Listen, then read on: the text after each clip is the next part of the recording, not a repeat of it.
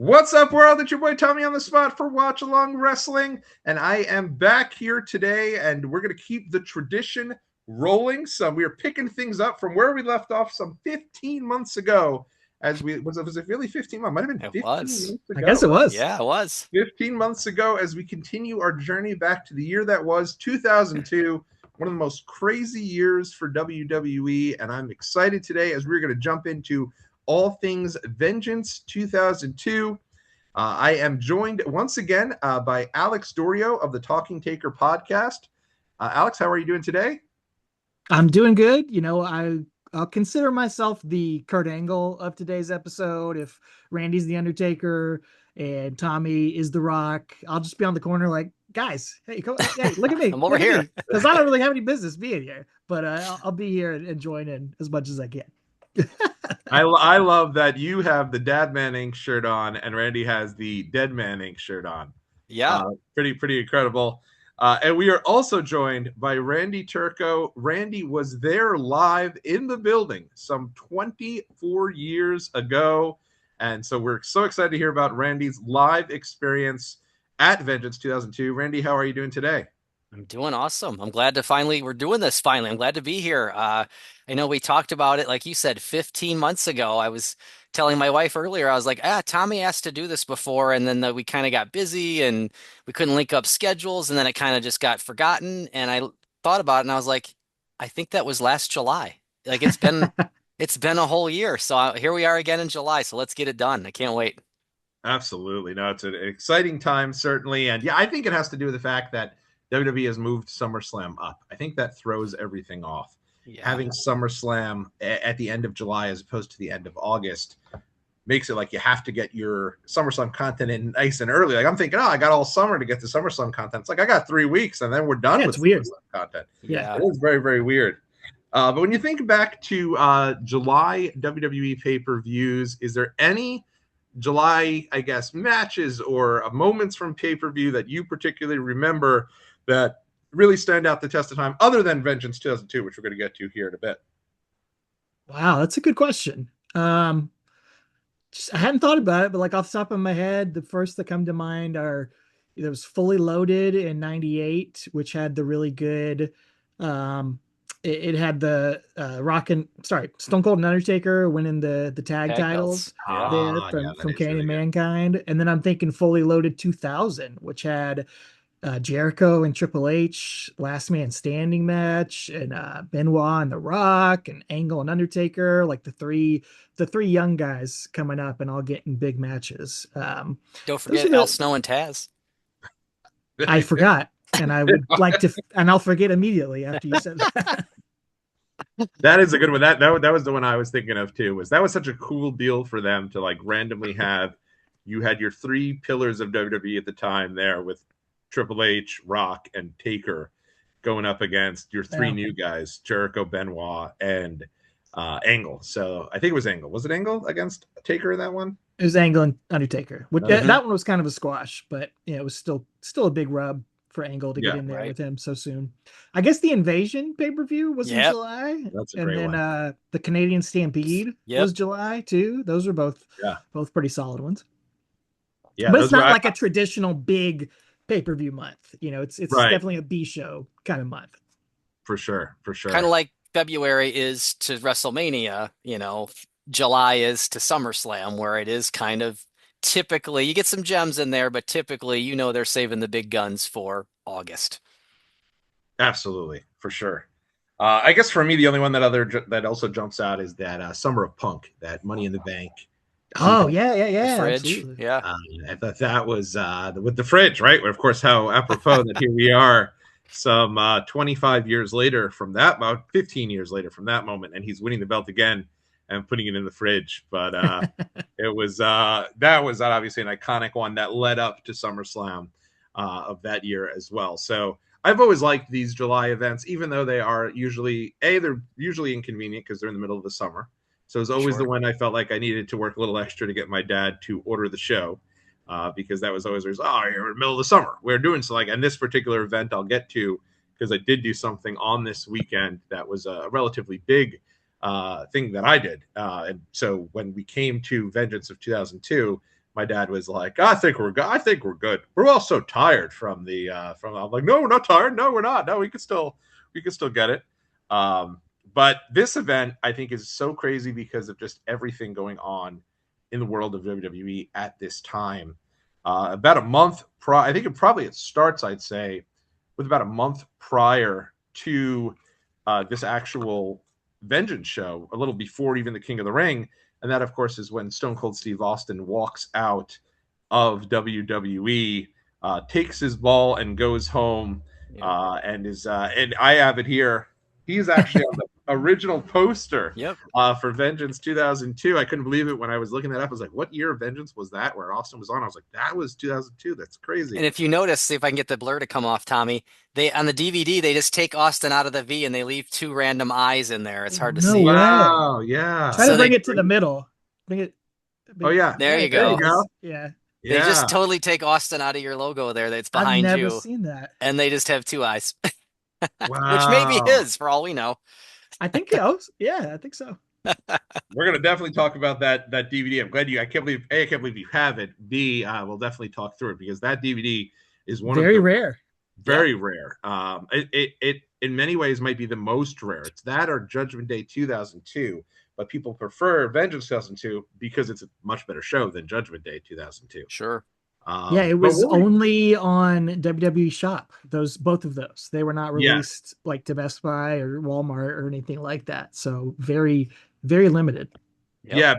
Yeah, that's right. That's why they had, because it was I guess they had distribution problems because this is still their first pay-per-views coming off of changing the name from WWF to WWE.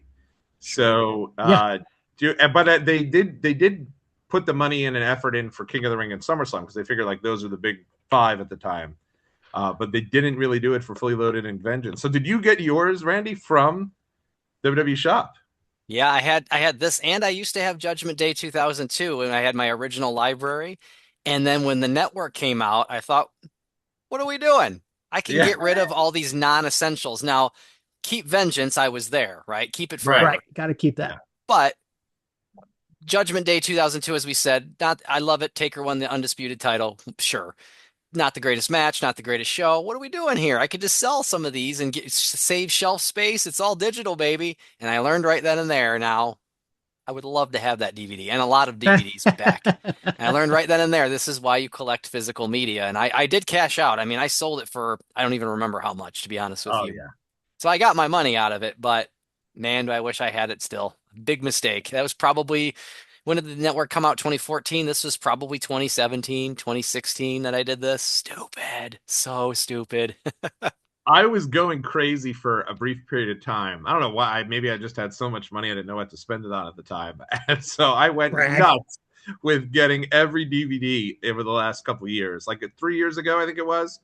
And when I got to 2002, my plan was at some point I'm going to get the big 3, which for me were Judgment Day 2002, Vengeance 2002, and the collector set of the 2003 WWE DVDs, which came in a collector's box. That box is like, you can't get it for like more or less than a couple $100. And what happened was I ordered somebody's complete collection of 2002. And when I opened it up, they had put those 2 DVDs on the top. And I was like, oh my gosh, did they throw these in for free? Because I only paid like probably $50 for all the 2002s. And they were burned copies. Oh, but because I have the burned copies and they're so perfect, I'm like, do I really need to justify dropping however much more down? Nothing was worse than seeing the burned copies. And I said to them, like, oh, thank you so much. I'm like, yeah, I couldn't give up those. Those were my diamonds, but I did burn them for you just in case that was what you were trying to do. So, because I asked that person if they had them and they were like, no, we don't have them, but they did. They just didn't want to sell them. I had all the 2003s, like when you put the spines together and it said, I think it says 2003 on there, but I didn't have the box. I just had them individually, but they're gone now. Also regretful. Oh, they're all gone. Well, it looked awesome. I think the box was the same as that. Sure. I think the only way to get it was like you had to buy all of them, save like the receipts, and then cash them in for the box. I don't think you could have bought the box anywhere. I think you're right. Yeah. And then I tell you, maybe 05 or 06, you can get a box with the spinner belt too. that Really? has all Oh, of that year. I can't remember exactly which year, but yeah, there's another one that does that. But the O3s are cool because yeah, the spine of them, all spells out 2003 or whatever. I got a few. I don't have all of them, but I have a few. yeah, I But got like so nerdy with this DVDs a few years ago, and my wife was like, "What are you spending so much money on this? Like, what do you need it for?" But it was like one of those things. Once I started collecting them, I was like, "Oh, I need that. I definitely need that one." Because also they're chock full of like these incredible extras that Extras. you wouldn't that's the find thing. anywhere else. Yep. Yep. Especially when they first started with them in like 2002, 2003. All of those are great DVDs. They have like such great extras on them. Some of the Yeah. extras on here, I mean, even the tag team title match with Hogan winning the belt with Edge from the July 4th Oh, that's SmackDown's cool. on here.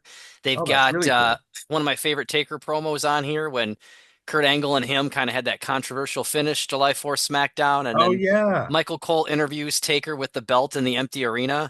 And that's just one Mm. of my favorite promos when Taker's like, he's holding the belt and he's just like, Kurt Angle didn't beat me. If Kurt Angle beat me, if my shoulders were on the mat, this belt would say Kurt Angle, but it doesn't. It says Undertaker. And he like points to the nameplate, and I'm just like, that it's so Yeah, that's bad. That's awesome. amazing. I love it. That's Yeah, great. that is really cool. That is good stuff.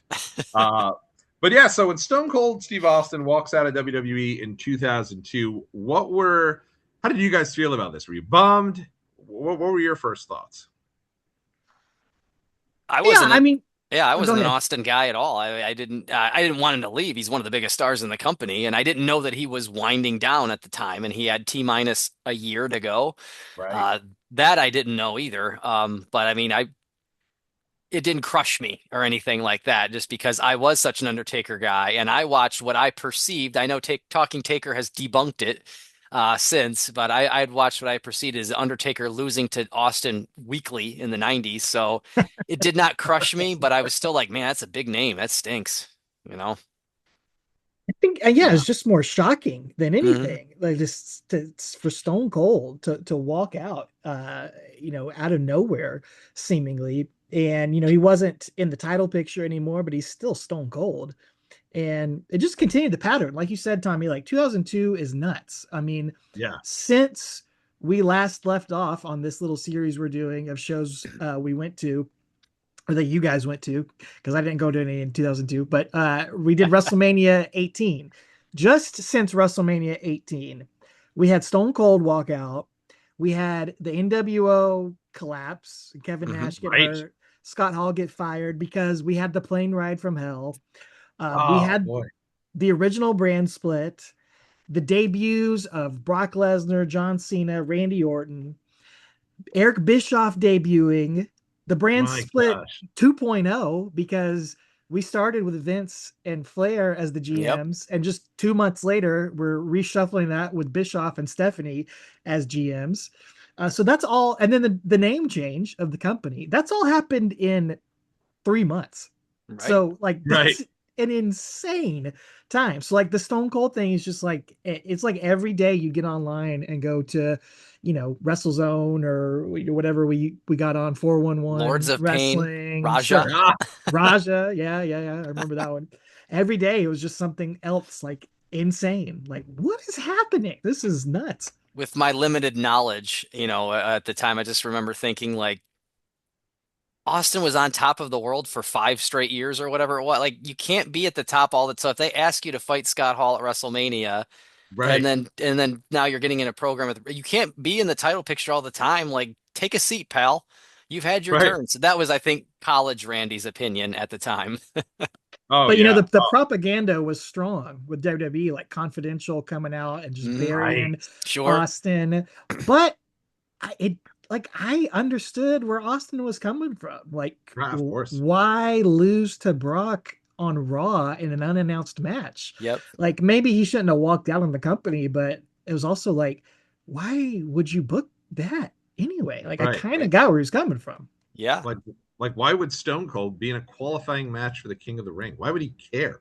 That's way beneath him at this point. He's won it 6 years Exactly. prior. And he won it. Yeah. But I remember like high school Tommy's even worse than college Randy because I remember like Confidential comes out and I'm obsessed and I'm watching Confidential every week. I think it's the greatest show ever. So they do that hit piece on Austin and it's like a total. They even have Jim Ross sit down and talk about like, oh, it's like when John Wayne. It's like if John Wayne left it. What he says, like if he didn't do. He says something about John Wayne. Yeah. Yeah, and he's totally just totally bummed about it. You could tell like Vince is off guard, like Jim, sit down and bury him. Yeah. Vince is just pointing a gun at him off camera. Like, say this. And because JR was saying it, and I love JR, and now that I've had Bell's palsy, I love him even more. But when JR is doing that, I'm like, wow, like even JR is upset by this. Like he didn't even include JR in this. So at the end of that, I'm like, man, get him out of here. He's the what a horrible guy. Right? How dare him turn his back on the WWE? Like, and then they have Rock come back and bury him. Remember, Rock comes back. Oh yeah, or he's supposed took his ball and went home. Yeah, and he says like, you know, and if something like if no one back there is happy, then like the slogan says, you could get the F out. And I was like, let's go, kick him out. I don't ever want to see him again. But like that's probably the reaction they well like in my mind. I understand they had him say like, hey, Austin wasn't there or something happened. It was crazy in retrospect that they just like were so open and honest and like, hey, this guy went home and took no ownership for it. And, you know, yeah, I guess Austin should have stuck around, but I really think Austin shows up there. I don't think they're willing to play ball. I think they want him out there to lose to Brock. But we were talking about it earlier too, before we recorded. I wonder if in retrospect, the plan is for him to get destroyed by Lesnar and then take time off. Yeah.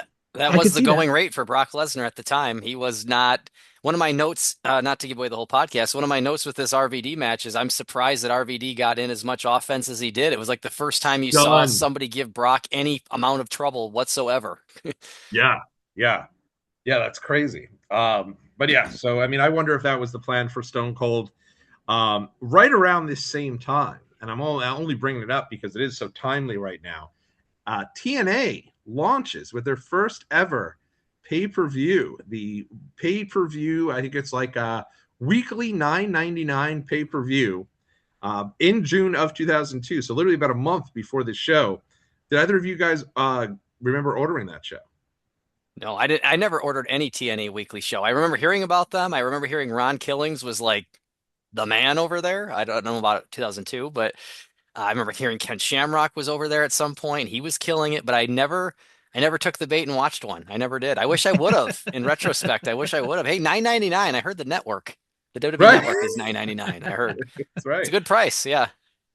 Did you? I'm glad you brought it up, Tommy. Yeah, because I wanted to talk about it if you weren't going to say something, because I figured you'd probably ask me, well, Alex, did you order this Vengeance pay-per-view this month? And I was going to say, no, I did not. But I ordered the TNA pay-per-view Wednesday before this Vengeance pay-per-view. I wanted to try it out. I wanted to see what TNA was all about. So I knew I ordered like one of the first 4 or 5 ones, but so I knew it was around this time, and I looked it up earlier this week, and it happened to be the Wednesday before this show. So I'll tell you the card real quick, but because it's insane. But it's Sabu defeated Malice, who was the Wall in WCW, in a number 1 contender ladder match. So that's how we opened the show. K Crush, Ron Killings defeated Norman Smiley. My gosh. The Flying Elvises defeated Christopher Daniels and Elix Skipper. Wow. Remember the Flying Elvises in TNA? Puppet defeated Meatball in a hardcore midget match, Randy. Oh my gosh. How did I not order this? Yes. Randy's like, can we go find a tape of that one? That would be wow. And then follow it up. Talk about, unloading your Sharpie right here. Francine and Jasmine St. Clair in a no contest right here. Wow. AJ Styles defeated Loki for the X Division title. And then the main event. And this is why I never ordered another weekly TNA pay-per-view. I did order a couple of the later ones, like the Samoa Joe, Christopher Daniels, AJ Styles era. I ordered a couple of those, but this turned me off right here. The main event of the night, this hot new company that's coming out. It's got the Wrestling World talking.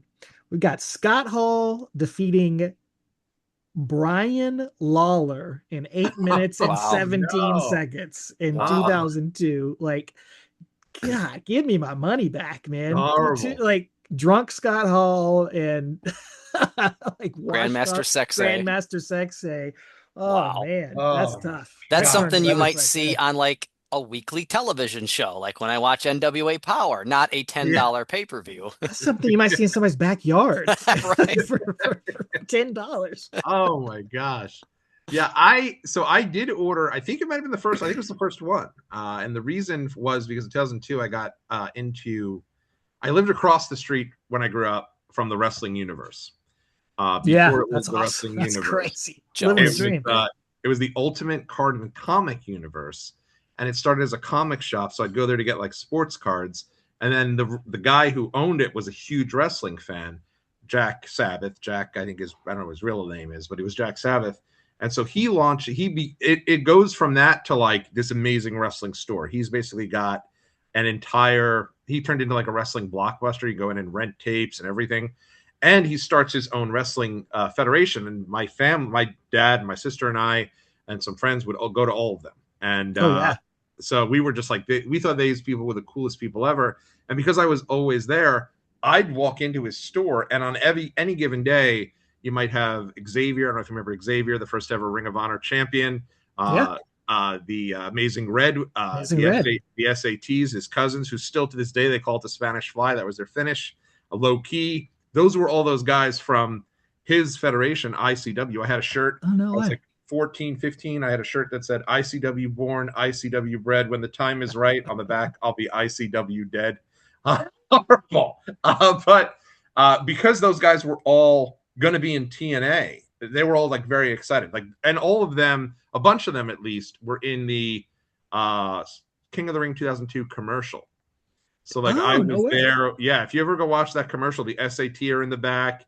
Definitely Xavier's in that commercial. So like I knew Low Key was like the first one, and Amazing Red, who I thought was just like the most incredible wrestler I'd ever seen, was going to be in TNA. So I had my dad order the first show, very reluctantly, but I had him order the first show, and I was like, Dad, like I can't go there and tell them I didn't like the show. Like I have to order the show. Sure. And so we ordered it, and I thought it was awful. And my dad was even like, you're not remotely interested in this. Like you think this is the worst of the worst. And so eventually had to go back. And again, the guy who owned the store is pumping it up. You got to watch it next week. It's going to be so great. My dad's like, we didn't like it. We hated it. Like, please give us a break. We're going to your shows. Please don't make me order this crap every week. Like, and we never did again. The shows they were like just a TV show. Oh, they were rough. Yep. Not very good. And they didn't have main eventers. And that show ends with Ken Shamrock winning. Yeah, which I thought that was cool. That was a good choice. And they made a star out of Ron Killings and AJ Styles and all those guys. And they're still going. Here we go. TNA still going on. Amazing Red going in the TNA Hall of Fame this year. Look at that, man. It's crazy what a legacy. But yeah, we were not feeling it back in June of I should have ordered Vengeance. I made a mistake. Hey, TNA Impact is on right now as we record. So there you go. Look at that. I'd rather be doing this. Who would have thought 24 years later TNA would still be in business? Like not after the show I watched. Absolutely crazy that they were able to stay around. But so here we are, Vengeance 2002 weekend. And I guess we'll start with you, Randy. How does this come about that you're attending this show? Your third pay-per-view of 2002. Right. What the year. What a year. Alex was talking about how crazy 2002 was in WWE, but it was similarly crazy for me because I wrote in my notes here. I started watching in 86 or so, 85. I don't remember exactly when Uncle Dave body slammed me onto his mom's couch when I was 4 or 5 years old, but 1986 to 2001. No pay-per-views, not a one. I've watched some on tape after they happen, and I run them onion skin thin. In college, we get them, and I watched them for like 36 months in a row or whatever it was, but I never got to go to one. I've been to Raw, been to SmackDown, been to Heat, been to all these different things, but I've been to WCW World War III, but I've never been to a WWE pay-per-view. It just never worked out. And then in 2002, it was just like fireworks, and all of a sudden they announced first that Wrestlemania is going to be in Toronto, and I'm like, hey, Toronto's only like 4 hours away from Detroit. Like, do you guys want to go? Do you think we could do that? Put it together with Uncle Dave. Um, couple of my friends, we're all 20, 22. Uncle Dave's 35, 33. So, all right, cool, let's go. And we get tickets in the fall for WrestleMania. It's gonna be my first ever pay-per-view. What a debut at Yeah, that's WrestleMania. great. And then lo and behold, a couple months later for February, around Christmas time, they're like, hey, No Way Out's gonna be in Milwaukee. And I'm like, hey, Milwaukee's about 4 hours from college, where I still am in Minneapolis in February. I'm like, wait a minute. And my college buddies are like, dude, let's do it. Minnesota never gets anything, Yeah, as we know. Minnesota never gets anything. This is as close as it's gonna get. Let's get in the car and do a college road trip. It's like the one thing I did in college. I was not a partier at all, but we took our weekend and went to No Way Out. It's like, wow, this is awesome. 2 months in a row. And then lo and behold, we get to about February or March. Hey, Detroit's gonna get a pay-per-view in the summer. It was Duh! it was like the opposite. I tell you guys about 1999 and how I just missed SummerSlam 99 because I didn't move out there to Minneapolis for my freshman year till a week Yeah. later. And then subsequently, I just missed Survivor Series 99 because I'm still at school and I don't come home for Thanksgiving break till a week or two later. But oh, it was the opposite of that. No, too. Everything was coming up Millhouse. yeah, He's coming up, Randy. Right. Everything was coming up for Randy for those pay-per-views. So I had nothing from 86 to 01, and then I have three in 7 months. It was crazy. I loved it. I hoped it was going to go forever. I looked it up. When's my next pay-per-view after this? And I did see that I did go to that Billy and Chuck SmackDown in September of '02. So a couple Gotta months talk later. about that. another iconic Um, one too. I My think I did but goodness. another I episode for I that. don't think I Yeah, went to a pay-per-view until WrestleMania 23 in '07. So this is it for another 5 years, I think. That's yeah, crazy. Yeah, yeah. that is After insane. that kind of year, yeah, for sure. When it rains, it pours. It was awesome, though. I loved it. That is so cool, and it's amazing that and we've already we had a show on No Way Out 2002 as well as WrestleMania 18. You can Mhm. go look in the archives for those. I'll link them in the description. But similar, like once your journey ends is kind of when mine picks up because I find out we're getting SummerSlam 2002, which to me I'm like Sure.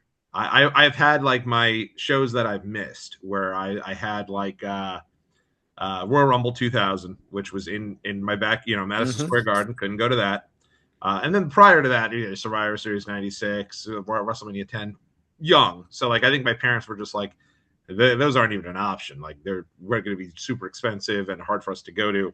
But that one I was like, we've got to get to. So we get tickets for it, and then you find out that Survivor Series 2002, for some reason, is also in New York Yeah, Right? at Madison yeah. Square Garden. And similarly to Randy, I was like, I wonder if they're going to do every Big Four pay per view in New York, and I'm going to get to go to all of them.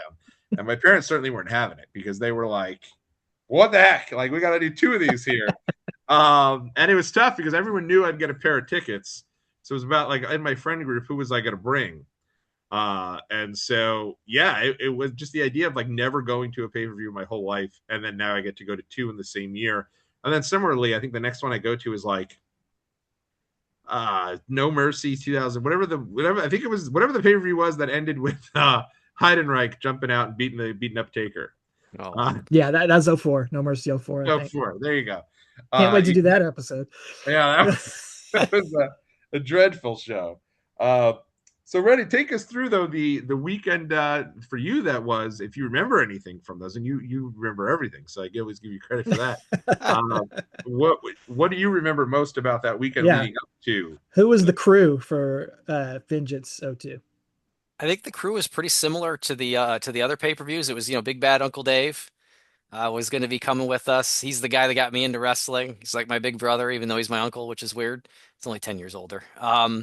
So Big Bad Uncle Dave. I think my buddy Doug went with us, and I feel like my buddy Aaron went, who's like my best friend in high school. I feel like he was there.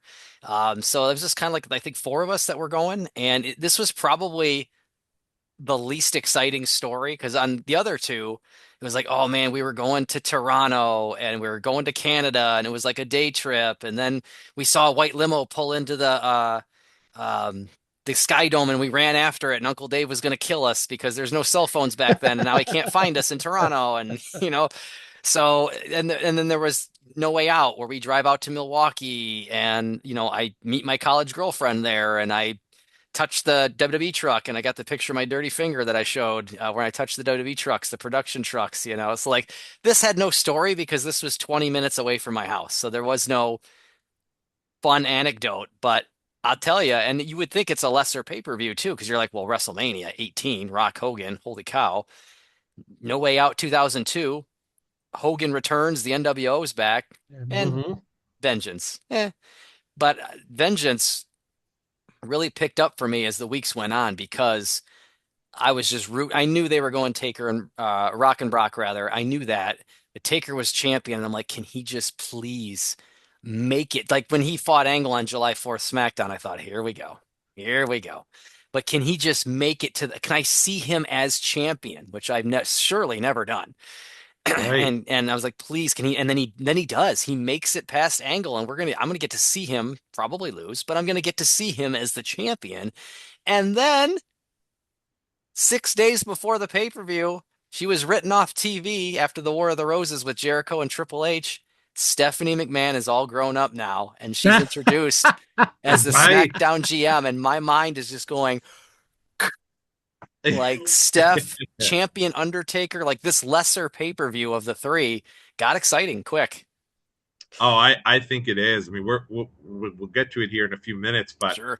man, I think it really picks up what I consider to be one of the best 6 month stretches of pay-per-views. Because I do think the beginning of 2002 is very strong. I think you have 3 strong pay-per-views, but then you get to like kind of a lull. Like King of the Ring's not so great in 2002. No. Yeah. Judgment Day was Judgment not Day. very good. Backlash, Mhm. they killed the Triple H push. I'm like ready to run through a wall. I'm so upset. But then like this picks up, and it's like right after this, everything's just great for the rest of the year. I Really wondered strong. why. I wondered why. Like, why didn't I go? I'm on this run. I'm on summer break in June. Why didn't I go to King of the Ring? It's in Columbus. Me and Uncle Dave at a minimum. With if none of my friends want to go from Right. Michigan, why didn't we drive from Toledo to Columbus? And then I saw the card and was like, yeah, maybe that answers my own question. Yeah, it's for whatever reason. I mean, it's so bad they get rid of King of the Ring. It's the last one. They're like, Right, we got to right. try something different. But Alex, do you if you so you said you did not order this show? No, and I really wasn't ordering like much outside of WrestleMania back in these days.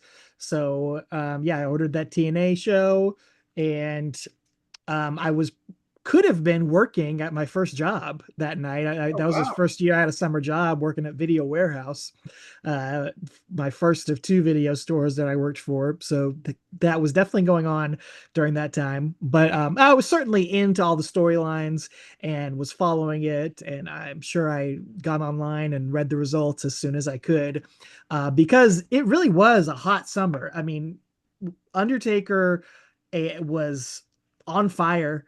And I'm not mm-hmm. just saying that just because he's our guy, but like he was like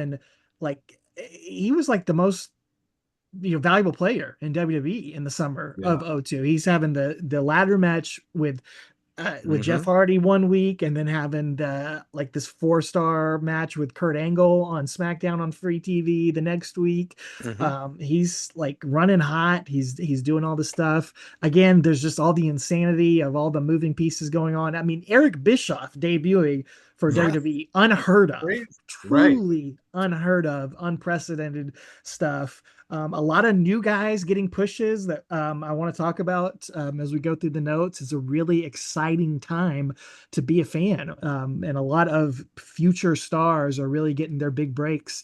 You're going to see it on this pay-per-view. It's really the first pay-per-view of the Ruthless Aggression era. This is literally the beginning of it. And we're going to see so many seeds of it as we talk about it.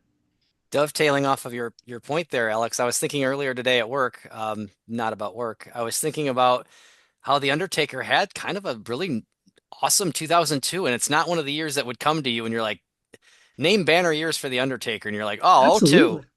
But it's like '02, he goes from that famous elimination with Maven in the Royal Rumble. Like that's a Yeah, memorable moment, whether I like it or not. I mean, he has Ric Flair at The Flair WrestleMania. match. That's yeah, a pretty good match. He wins. I mean, match with Hogan or not, he wins the undisputed title And it's the Yeah. last time he holds the belt with the WWF title, like lineage, because he's going to hold big gold, but that's it for this one. So he holds that belt. He has maybe the greatest three-way ever on pay-per-view channel 95. There's some on pay-per-view channel 99 that might be a little better, but maybe not channel 95. But hey, this is honest to goodness. I mean, I'm biased because I was there, but this three-way is phenomenal. And he has like Even that's a banger. he has the match with Jeff Hardy, the ladder Yeah, match. Jeff sorry, I Hardy. skipped over that. Yeah, he I has don't know that if that ladder was, match with Jeff was that Hardy a couple before it. It weeks had to be before. before it. Yeah. Yeah, Wow. and then he gets in that feud with Brock in the fall, and Yeah. Those are memorable great moment where matches. he throws Brock through that Unforgiven sign, and then they have this Hell in a Cell where they don't leave the cage, but it's still amazing. Like he had a Amazing. pretty Yeah. good 0-2. I was thinking back today, going, dang, like it's not one of those years that you would think of, you know? Yeah. I really think this incarnation of the American Badass is like my favorite. I love it because you didn't mention it, but I'm a big Test guy, and he has that match with He Test. And does. Oh He yeah, does. Yeah. and the iconic moment where he holds up the American flag on the top rope, like, Yeah. come on. Like, I know maybe people don't consider that a classic, but that moment there where he holds up the American flag, that's pretty cool. It's a good Like in moment. Yeah. New York, less than a year after 9/11. Hmm. And my dad at the time, huge Undertaker fan, he was convinced Undertaker was wrapping up. Like the 2002 was his last year. He kept talking about it the whole year. It was making me sad. But he was like, they're getting one more run with the title, and then he's getting it through Yeah. Brock. He's like, he's gonna put over Brock, and then that's it. Oh my God, this is it. He's Sure. starting to wind down. And then right after Survivor Series, I think it's right after No Mercy, Big Show throws him off, and my dad's like, well, he's doing the Leonardo DiCaprio. I told you, that's it. Taker's done. But then he comes back in 03, and he's like kind of the elder statesman that year. But like, I kind of love it. Like, Yeah. I think it's a really underrated time for Undertaker for sure. When they came out with that Dead Man Inc. shirt in 2000 as this decade of destruction, I'm like, oh yeah, he's done soon. This is That's it. It's 10 over. whole years. He's got 1 or 2 years left. Exactly. Yeah, but little did he know, he really wouldn't probably get started into his best in-ring stuff. He'd have to go through a few more years of Great Khali, Heidenreich, and like the dregs. We're not talking about that tonight, Tommy. Oh, God, no. We're not getting into that. Wrestlers. But this weekend for me was a memorable one because I went the day before Vengeance 2002 to Ozfest 2002. Oh man, which was Ozfest was held over 2, and in my mind, like whenever there was going to be a pay-per-view that wasn't a big 5 pay-per-view at the time, I knew I'd have to start the sell job to my dad to get him to order them. Like, well, after I got to a certain age where like my dad was like, you understand what money is. Like, you're now working, I was working similar to Alex, like at a camp counselor. So this stuff doesn't just grow on trees. $40 a month, or even more than that if they have more than one, adds up quickly. Like, we don't need to order every single one. So I was always like ahead of it. And so Ozfest was at PNC Bank Arts Center, which is about 2.5 hours away from where I am here in Queens. And there were 2 different shows. It was on Friday and on Saturday. And I wanted to go on the Friday show because I knew that if I went on the Saturday show, when Sunday came around, my dad was going to be like, oh, we did a big thing already. You did this yesterday. I don't know about you. Am I the only one pooped? Yep, you're the only one pooped. I'm ready to go. I'm wired. I'm ready to rock. But they were like, my parents were like, hey, you have a commitment. You are working for this camp as a counselor. You can't do it. If you want to go to Ozfest, your dad will go with you. My mom's thought was like, your dad is this responsible adult, so I'm going to drive you guys so that you guys can, my dad's going to drink and party. And then I'll come back at the end of the day. I'll hang out in this random town in New Jersey the whole day with your sister.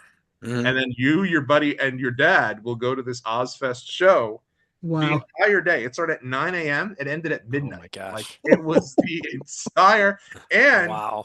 because I was my dad was like, we don't need to get to the smaller bands, but because I was a huge Andrew WK fan, he was on first. So you had to be there.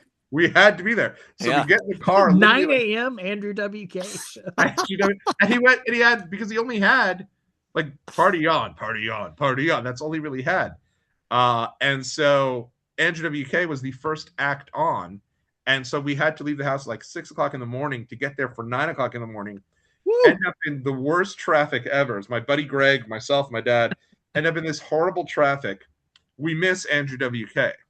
No. Yeah. we get there like an hour late, and I'm like near tears. Like Andrew WK was going to put on this incredible performance, and because we get there late, my dad's like, "This is amazing. I'm going to show you guys how to tailgate." And so he had a cooler with him, and I'm like, "This is 10 a.m." And at the time, we're 15, 16, and we're following my dad around as he's banging back drinks, taking us to like girls taking off their tops for a shot. We're like, what is going on? Like, it was the craziest experience for our first ever real concert. It was insane. They did have Lita there as well because WWE was big on the Ozfest 2002. So we got to meet Lita, which was awesome. And they were showing off the debut of SmackDown Records because they had a band named Neurotica that was signed to SmackDown Records. That was on the show. I don't remember that at all. So it was like this big kind of co-promotion. Oh my gosh. So we get to the end of, now we go to the main stage. And because like a week prior to Ozfest, Andrew WK put out a remix to the song She Is Beautiful with Kelly Osbourne. He's added to the main stage. Oh, there you go. I was so you got to see him? I got to see Andrew WK. There you go. He brought out Kelly Osbourne for a one-night-only duet of the She Is Beautiful song so they could film it for the Osbournes. For the Osbournes. Yeah. Yeah, so they did that. And then, I mean, it was like a who's who, that main stage. And you consider like... Hit us up with some of the bands. So you had... Was Trust Company there? The singers Company? Of the theme song? I don't think Trust Company was there, but I do know like you had on the main stage, it was... Ozzy obviously was the main act. Yeah. And that was the one that I was like trying to, I like Ozzy's personality. I don't know his music, so maybe we could leave. But my dad was obsessed, so we had to stay for him. Yeah. Yeah. We had also System of a Down, who was like my favorite. Okay. Yeah. Huge. Also had POD, Booyaka Booyaka. Oh, yeah. I would have totally. And we were period, I would have loved to see POD. Oh yeah, they had the Here Comes the Boom, Here Comes the like. They were awesome. We also had in one of his last big performances, Drowning Pool. Oh no way! Yeah. Who I loved. Like I was obsessed. They were just at Wrestlemania. Yep. They were my favorite band. So it was like AWK and Drowning Pool were the two for me that I was just like ready for. And I remember Drowning Pool came out. My dad's like, I got to run back and get beers before. And I was like, brother, you do not need any more, bro. You're good. Please don't have any more. Need is not the right word. Yeah. And so he went over, and I'll never forget it. His favorite band in the world is Metallica. And on that day, Drowning Pool did Seek and Destroy. They did a cover of that. Cover of it, right? And my dad was getting his beers because he wanted to make it back for Let the Bodies Hit the Floor. And there's this moment where like he's coming back, he's got two beers in each hand, shirt off, Corn Julio style around his head, coming down the steps, doing like die, that song Seek and Destroy. And yeah, it was a sight. It was a sight to be seen. But I mean, he, for him, he's thinking the same thing I am. Kind of like, hey, this is a huge summer show, rock show. I get to go with my son and his friend. I get to show them what music's all about. And yeah, we loved it. Like it was an incredible entire day of music. And I'll never forget, my mom comes and picks us up at like 1 a.m. People are falling on the floor. It is like the worst like zombie apocalypse you'll ever see. And my dad is standing behind like a court, like maybe like some piece of street sign, just like out in the open taking a piss. And my mom's like, where's your father? And he's just like, hey, I'm right here. Like hand on the hole. It was something else. And so now the next day comes after this concert, which is one of to this day, it's like one of my favorite shows, to the point that when my father passed away in 2015, my buddy Greg came to his wake wearing the Ozfest 2002 shirt. Okay. That's perfect. I love that. Yeah. I was like, I couldn't believe he still had it and that it was in such good, it was so like, I know like Dennis Rodman got some crap for wearing an NWO shirt to Hogan's funeral, but like, no, that meant a lot. Like, that's so cool. Exactly. And so like, I remember my buddy Greg wearing it and a couple people like, he didn't have a suit. Like, come on. I'm like, no, he did the right thing. Like, that's what my dad meant so much to him because like he was taking Greg to all the shows and he was offering us drinks and I was on my pedestal. No way am I going to drink. Nope. Straight edges. I'm so hardcore. Greg was 15, 16, having his first beers with my dad, loving life. So Hell yeah, dude. it was like What a time to be alive. absolutely. So now the Responsible next, chaperone. That's my mom and dad were not going to come to wrestling in Toronto or wherever with me, but they'll send me with Uncle Dave, who's 22, the responsible chaperone, right? So that's kind of yeah, how it worked for me too. Yeah. that's yeah. But it's funny because like my mom was like, and I remember at the time being like, why is if my dad's coming, why is my mom dropping us off? That makes no sense. What is she? Why is she doing that? And then like through the day, I'm like, oh, she must have known. Like he's gonna be enjoying the show more than all of us. So it was a great show, great night, and That is awesome. What a great yeah, memory to have. very cool. But this leads now to Vengeance the next day, and now I'm like, how do I do this? With like, how do I have a chance to have more to this show? Like, hey, let's make sure he's good, right? Because he's been partying for 20 hours the day before. And so he calls up, he's like, goes without saying, I think we're good. I'm not gonna order. I don't think we need to order the show. I think we're good. And I'm like, I don't know. Like, part of me was thinking, like, how nice would it be to have a barbecue with mom and Meg, my sister? You can come over, make a barbecue, all eat together. He's like, I'll do the barbecue. We're not ordering the show, though. I was like, no. I get it. Nope, it's been a long weekend. And then he comes over, orders the barbecue, and then he starts, all right, what are the matches tonight? And so yeah, they got that triple We threat. got him. We got You him. go into Mean Gene cell mode. Yep, right into it. They got, and I know to leave out anything he doesn't like. So I'm like, they've got that triple threat: Rock, Undertaker, Kurt Angle. Come on, as good as it gets. Hogan's wrestling tonight. That's how many more Hogan matches do we got here? Tommy Pittengill over here still. Yes. Call your pay-per-view provider today. Yep. And so we ordered the show, and so it was a very loaded weekend. It worked, and it didn't work so much like as the years went on, but that night, when Undertaker was in a big match, it didn't take much to get my dad to, right. He's the world champion. Yeah. Yeah, he's the champ. What else are we gonna do here, Dad? That's what wrestling's all about. It's all about these memories and these stories. Right? Finn Balor just said he was on Chris Van Vliet's podcast, and he said at the end, people say this stuff is fake. There's nothing fake about it whatsoever. And it's the memories like that you feel and that you remember and what they mean. So absolutely. So that was my weekend over there. But Randy, as we're getting to the show now, finally. But at this point, you know how we do things here. You know what we do. You know we weren't going live and immediately jumping into Vengeance 2002. But how did anything you remember specifically about going into the venue that day? Anything? Yeah. Did you buy a shirt at that show? I bought this shirt. That's why I wore Oh, it. perfect. I bought this shirt, and it's still the same shirt. And like I said, it looks brand new. It looks like you got it from WWE shop. Like last week.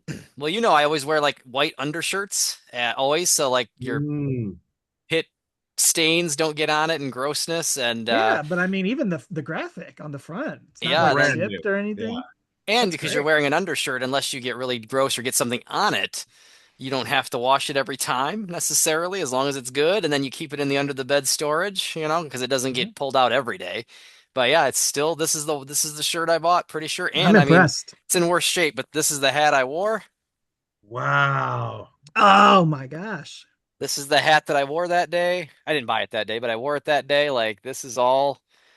So I definitely bought that. And I just remember Joe Louis Arena, which is gone now. I think Little Caesars Arena is built on the ruins of Joe Louis Arena, if I'm not mistaken. Right.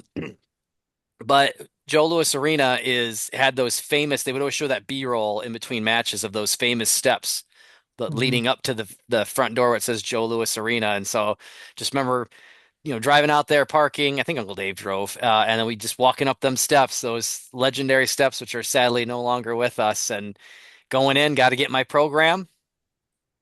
Uh-oh. Wow. Which, as you know, by 2002, unfortunately, the program is just a redux of the WWF magazine. It's nothing. It used to be like a new publication, but you get your poster of Stacy's legs.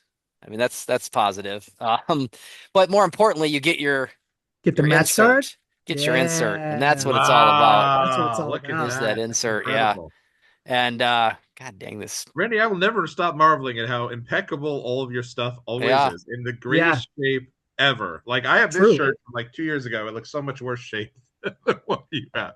Got to get But your and with cash too. It's 2002, so you got to have a $5 bill to get this, and then your whatever your Yeah. 25 bucks for your shirt at the shirt station. so that What I that was regret though is I $5 for the program. yeah, $5. Wow, What a $5. steal. Five Jeez. bucks in 2002 human monies right there. Wow, that's crazy. I regret though. I don't know why I didn't buy the Vengeance shirt, like the event shirt, but for whatever reason, Oh, 22-year-old Randy didn't care about that. I'm buying the Undertaker shirt. End of story. Done. But I didn't buy. I bought a WrestleMania shirt, but I didn't buy a No Way Out shirt. I didn't buy. I bought the Triple H Iron Cross for some reason that day, and then yeah, at Vengeance I bought this shirt, but I don't know why I didn't pick up the Vengeance event shirt too.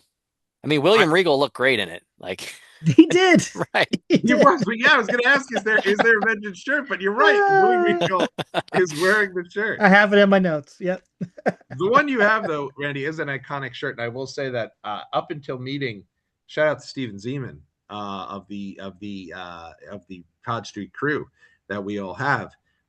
He's the one who told me, and I did not know this until that your shirt on top of his head says "Dead Man," Right. which is You so freaking cool. Alex and Steven, I think, broke that to me. And I've had this shirt for 24 years. And it Yeah, says in his hairline, it says Dead Man. And I think Alex and Steven are like, yeah, it says Dead Man in his hairline. I'm like, what? yeah, it's so What? freaking cool. And it was just like Yeah, my mind was blown. I had to like immediately go to my wife who didn't care at all. I was like, I can't believe this. Like yeah, this. amazing. They were That smart is, to do that though, because he wore that. He used to wear that devil hat, the hat with the devil logo on it, that we can't figure out where it's from. Is it a tattoo parlor? Is it a minor league baseball team? It's going to be my question the next time I meet Undertaker is say, hey, on the front of your This Is Your Yard DVD, what is that? What hat is that? But they're smart because they knew they couldn't market that. So right. WWE's like, let's make our own devil that looks like you, like the Dirt Devil logo, and we'll market the heck out of it. And there you go. That is smart. Yeah. That is crazy. Did y'all have good Uh, seats? I can tell you.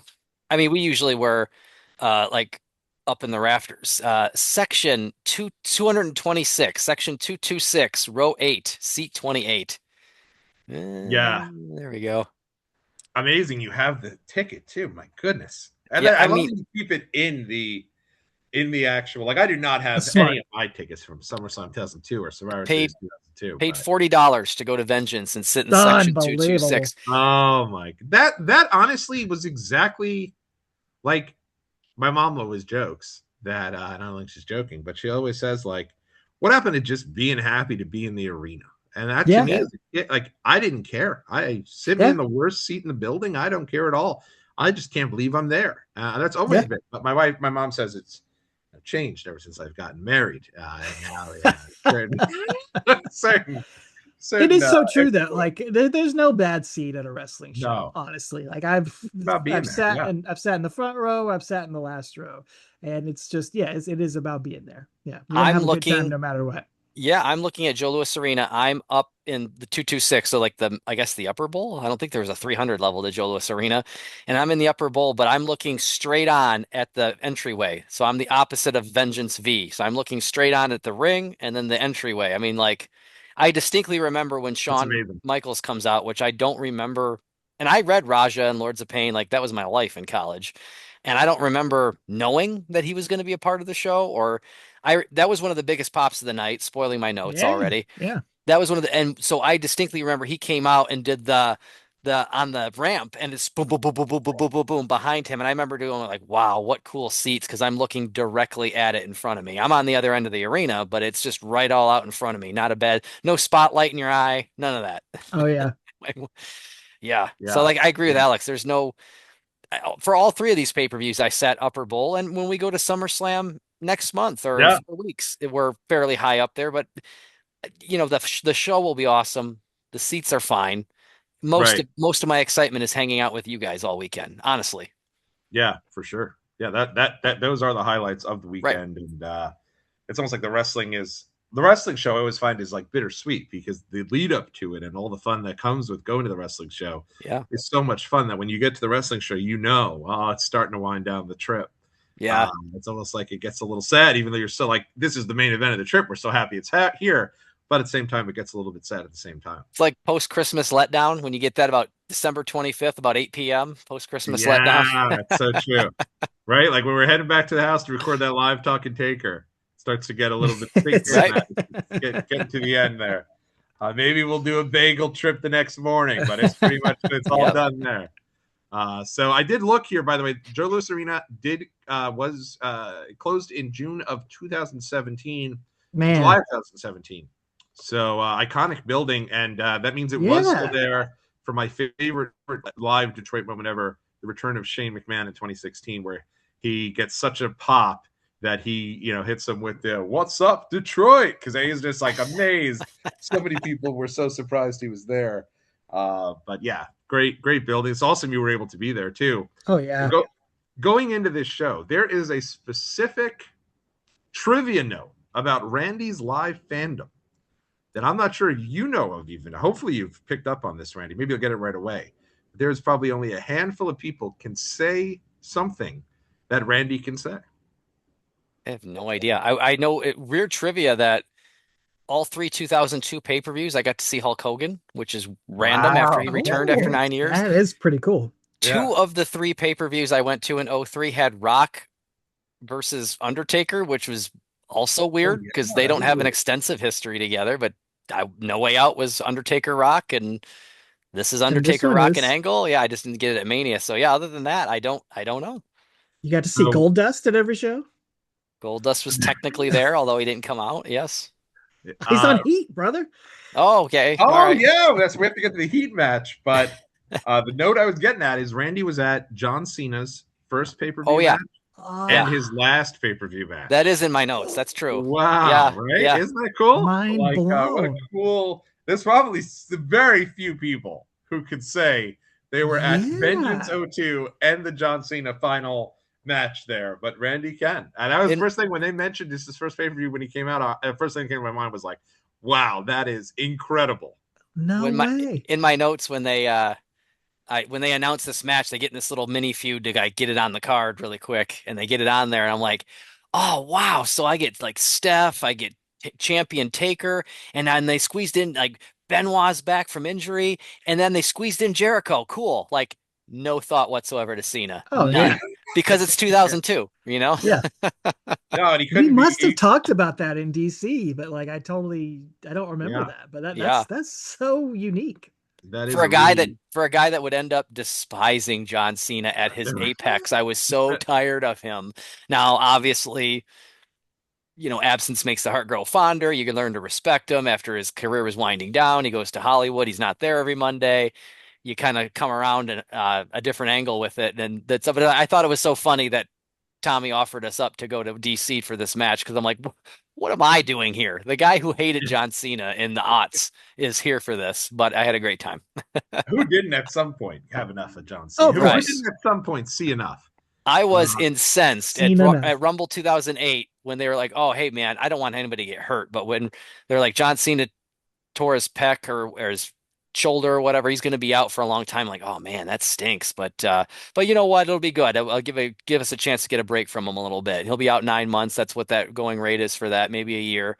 And then he comes back in 5 minutes. And I'm like, that is not him. They're working us. That's somebody dressed as him. And when he looks up, it's going to be someone else. Triple H. I don't know. Somebody else. And then he looks up and it's actually him. And then he wins the actual Rumble. I wanted to flip my table over at B-Dubs. I was just you got to be kidding me. You and Steve, right? Main Man Steve was there live. And he was just head buried in his hands. The second he came back, I was losing my mind. I looked back at Steve like, man, he must be so excited. I looked back at Steve and he's sitting there, head in his hands, worst moment of his life. And then when he wins, he's the same way. I look back at him. He was like standing up ready to jolt out of the place. He had enough, like finally a Mania without Cena, and here we go. But crazy that you were at this show with him and that's his first ever pay-per-view. But Alex, you did a little research on this one and sent us the Sunday Night Heat match. We got to do the heat match. We got to cover Right. the heat match. Were you there in time, or did you have a NASCAR race to watch, Randy? No NASCAR race this time. I think we were there in time. I actually don't remember the heat match, so I don't even have that in my notes, but I'm sure we were there on time. I'm sure we Yeah, were there for it. Yeah. Stevie Richards and Gold Dust Oh my in a gosh, a barn main event. burner right Main here event. anywhere in the country. um, yeah, I mean, I did watch it. It's a heat match, and Stevie Richards is wearing the worst athletic pants. His gear it Yeah. makes it's horrible, absolutely horrible. Like athletic pants, but with a belt too. Like so, yeah, that makes no sense. But I do. Goldust wins with the power slam. Like so, Goldust did that Yeah. snap power slam. That was always one of my favorite moves ever, and he actually picks up the dub with that. So Goldust having a big year. He was on No Way Out. He was on Wrestlemania.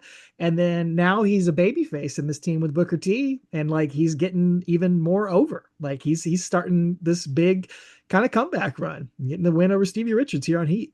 Had a Yeah. nice little 6, 7 minute TV match, and they didn't even charge you $9.99 like TNA did. You know? Yeah. That's right.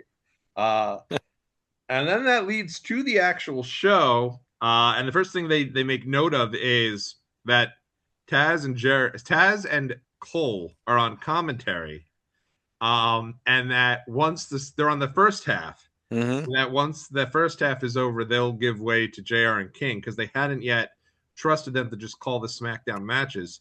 Jeez. That would come the next month, and it only came because Paul Heyman like really went to bat. Like, what are we doing? Like, What are we doing? right? I could talk all night about that the announcer decision. Yeah. How can you not figure this out? How could you Right. not just have the SmackDown guys do the SmackDown matches? It's like what? And Why? honestly, like I think Taz and Michael Cole were a pretty solid team. They absolutely were. And they're Yeah. the ones most familiar with these matches. They're familiar with the SmackDown matches. They're not familiar with the Raw matches. Like, it's baffling. I will never understand. It just was weird to me that they made such a point of emphasis about it. Like they reiterated the point about 3 times. They're like, okay, so we're gonna do the first half of the pay-per-view. They're gonna do the second half. And like they reiterated it. I'm like, are they gonna show a graphic to kind of explain it with a diagram? Like how in depth we got it. Move on. And it leads to our first match, which I honestly did not remember going into this so many of these matches. I don't know that it's just something maybe I hadn't seen in a long period of time. I certainly remembered the main event, but other than the main event, there was not much of this show that I remembered going in. But I thought overall, this show's a banger. Like, there's a lot to really sink your teeth into. And for me, it starts here with Bubba Ray Dudley and Spike Dudley going up against Benoit and Eddie Guerrero. What were your thoughts on In a this? tables match. In a tables match. And they had the tables match where you had to eliminate each person. So, Yeah. right, if somebody gets through the table, they're gone. And now it's 2-on-1. And then it continues until there's just one man left. I was excited that Benoit was going to be, again, all these things are getting squeezed into, like Stephanie's going to be there. Taker held onto the belt, and like Benoit's back from injury. I'm like, oh my God, yes. And then Jericho got the feud with Cena. Jericho's going to be on it. Yes. Like all these things are getting squeezed onto the show. And so at the time, happy to see Benoit back. And although he comes back from a serious neck injury, so you stick him in a tables match? Like, what do we, what? Yeah, they But it say was- it's his first pay-per-view match in 13 months. And this is also, I mean, Eddie Guerrero had come back just a couple months. You know, he was gone for like around a year or so, got fired for some drug-related issues, and then made his comeback to the Indies, was like the first Ring of Honor show. He was on that, and now he was getting his comeback here. So good to see them back in it. You had what we call, there was no Timu at the time, so we didn't call them the Timu Dudleys. We just called them the Poor Man Dudleys because Devon was too busy being a reverend over on SmackDown. So we had Spike and Bubba being the Poor Man Dudleys over on Raw. Well, it's so funny you mentioned Eddie. So Eddie's independent run actually includes a run in that ICW promotion that I mentioned. And in Eddie's book, he actually talks about that run, about having a match with Low Ki for the title and getting there. And Jack, the owner of the Wrestling Universe, saying to him, hey, listen, Low Ki's our champ. Do you mind if it goes to a draw or a schmoz finish? Not going to ask you to put him over. And then he said, wait, he's your champ? And then he's like, yeah. He's like, then you should ask me to put him over. I'll put him over clean. And Eddie put him over That's clean. awesome. Wow. Yeah. And so I got to be there for Eddie Guerrero's, like, one of his only independent That matches. is so cool, dude. And people were like heckling him and everything, and he was taking it in like, hey, I get it. It is what it is. I had some trouble. But he was able to get through it and become, these guys come out here and they're flying. Like Eddie and Benoit in this match, a million miles an hour. Bubba Dudley, who is the guy that they're pushing here, right? Like crazy. Crazy. It's like when Bubba won this match clean, I was like, what? No way. Bubba is the guy to come out of this, and he's dying too. Like, he is not. He's me at the steps with all of you in Indianapolis. He's huffing, he's puffing. He gets to the end of this match, and he just like collapses laying there. Spike like runs over to make sure he's okay. Maybe he's selling, but it didn't look like selling. It looked like he probably needed a minute. Like, it was tough. But I thought Benoit and Eddie were just like, just clinics. So freaking good. So crisp in everything that they did. And I love Spike too. Spike, no bump he was ever afraid to take. Like, Dudley Dog, man. It hurts him worse than the guy that he's giving it to every time. Okay. That's one of my problems with this. I actually had a lot of problems with this match. I will say the crowd, good opener. I mean, it did what it's supposed to do. Just as an analyst, I had a lot of problems with it, but yeah, the fans were into it. A lot of, good action in it. But number one, why are we treating the first 10 minutes of this match like it's just a tag team match? Like, people are tagging in, we're worrying about the legal man. It's a freaking tables match. Like, should be like everybody just going crazy in there. Why are we doing that nonsense? Okay, Spike puts Eddie through the table with the Dudley Dog.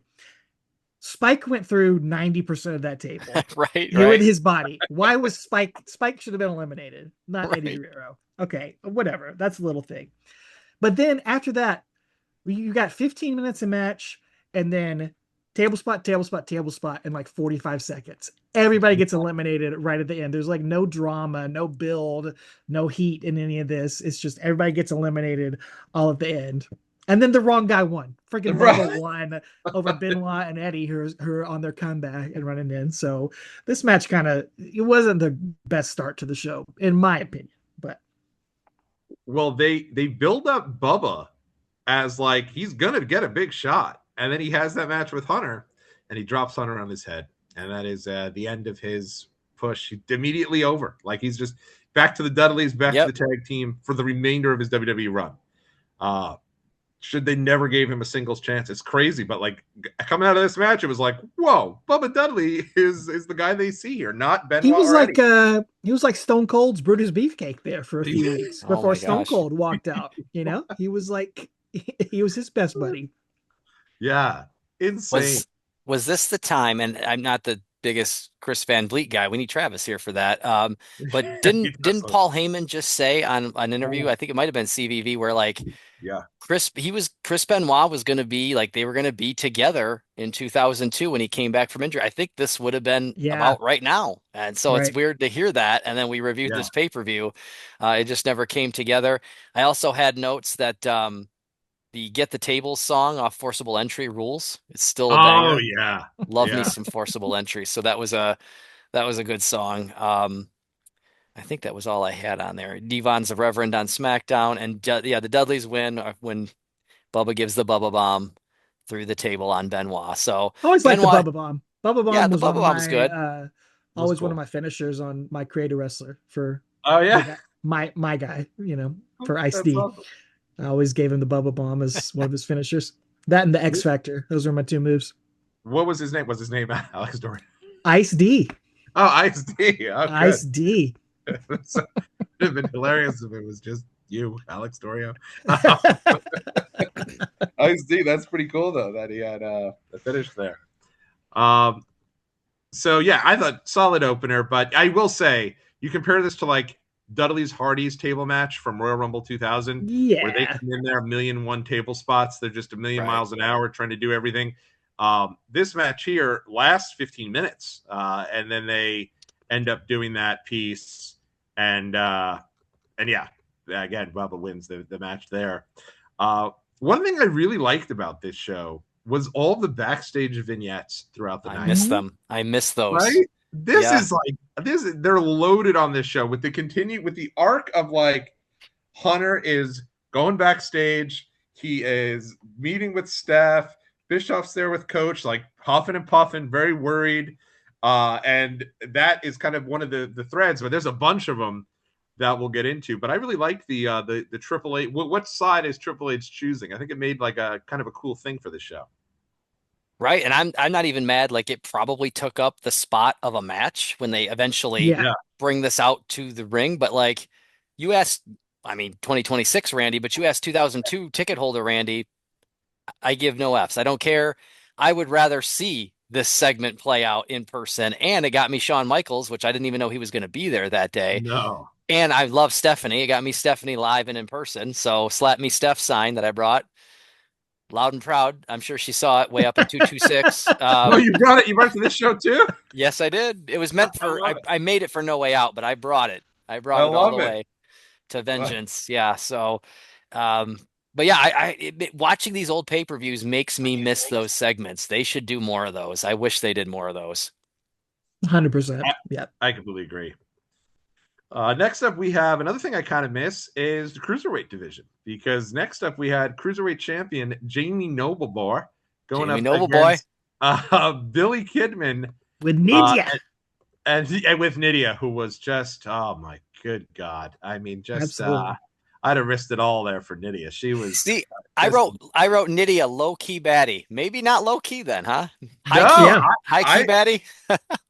I'll never forget when with Steve and I we did a rewatch of the first season of Tough Enough, and Nydia comes up there, and she's like looking to train to be, she's trying out. Yeah. Jackie goes, Jacqueline is one of the judges, I think, or maybe Ivory. I think it's Jacqueline. And Jacqueline goes, "Hey, nice pooch, Billy."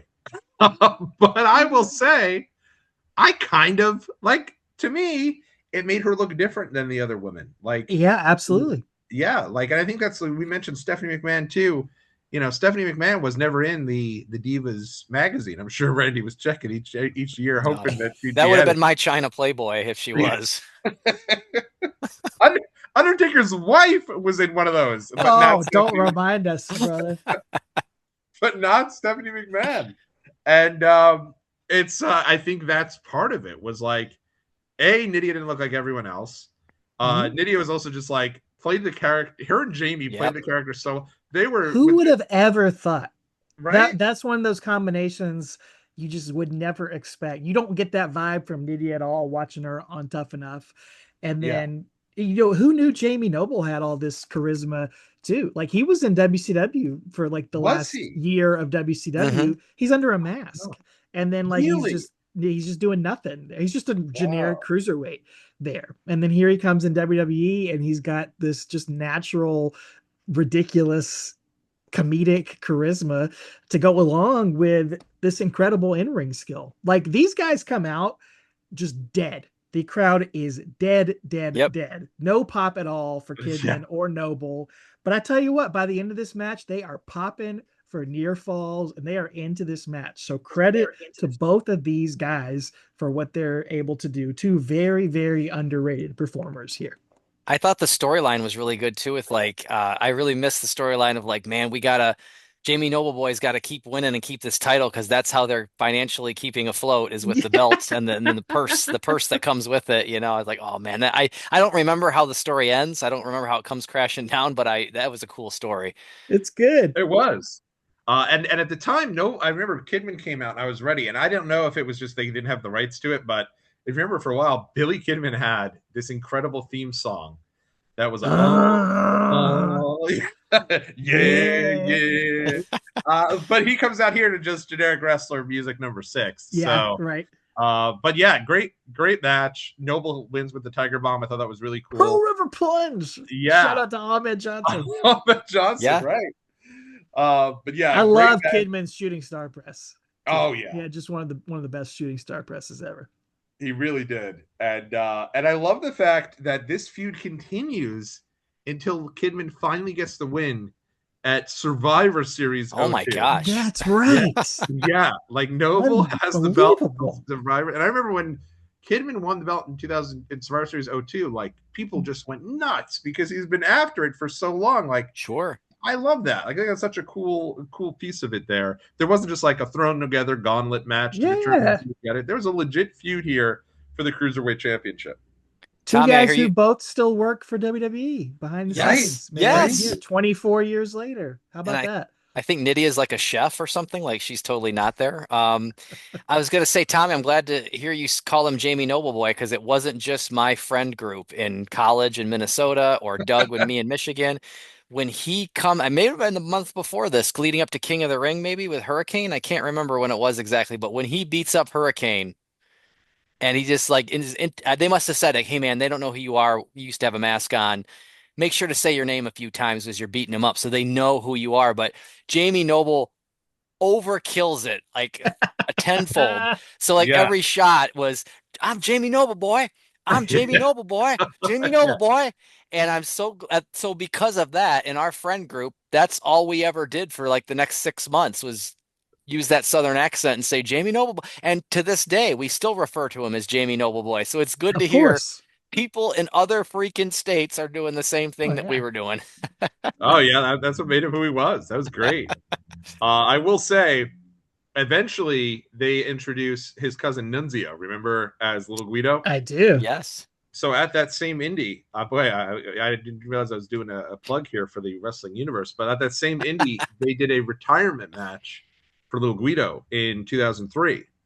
And I remember I went over, got a picture with him, and I said to him, like, "Hey, Guido, I heard a rumor that you're actually going to be debuting on SmackDown as that cousin Nunzio, who's going to be with That's Jamie right. Noble." He was his cousin. Yeah. And so I That's said, funny. "Is that any truth to that rumor?" He's like, "I've heard that a couple of times. Aren't they building that up as like a big guy coming in?" I was like, "Yeah, they are." He's like, "I mean, look at me, man. Am I a big guy?" I was like, "That's fair." And lo and behold, he showed up that week. He was working you.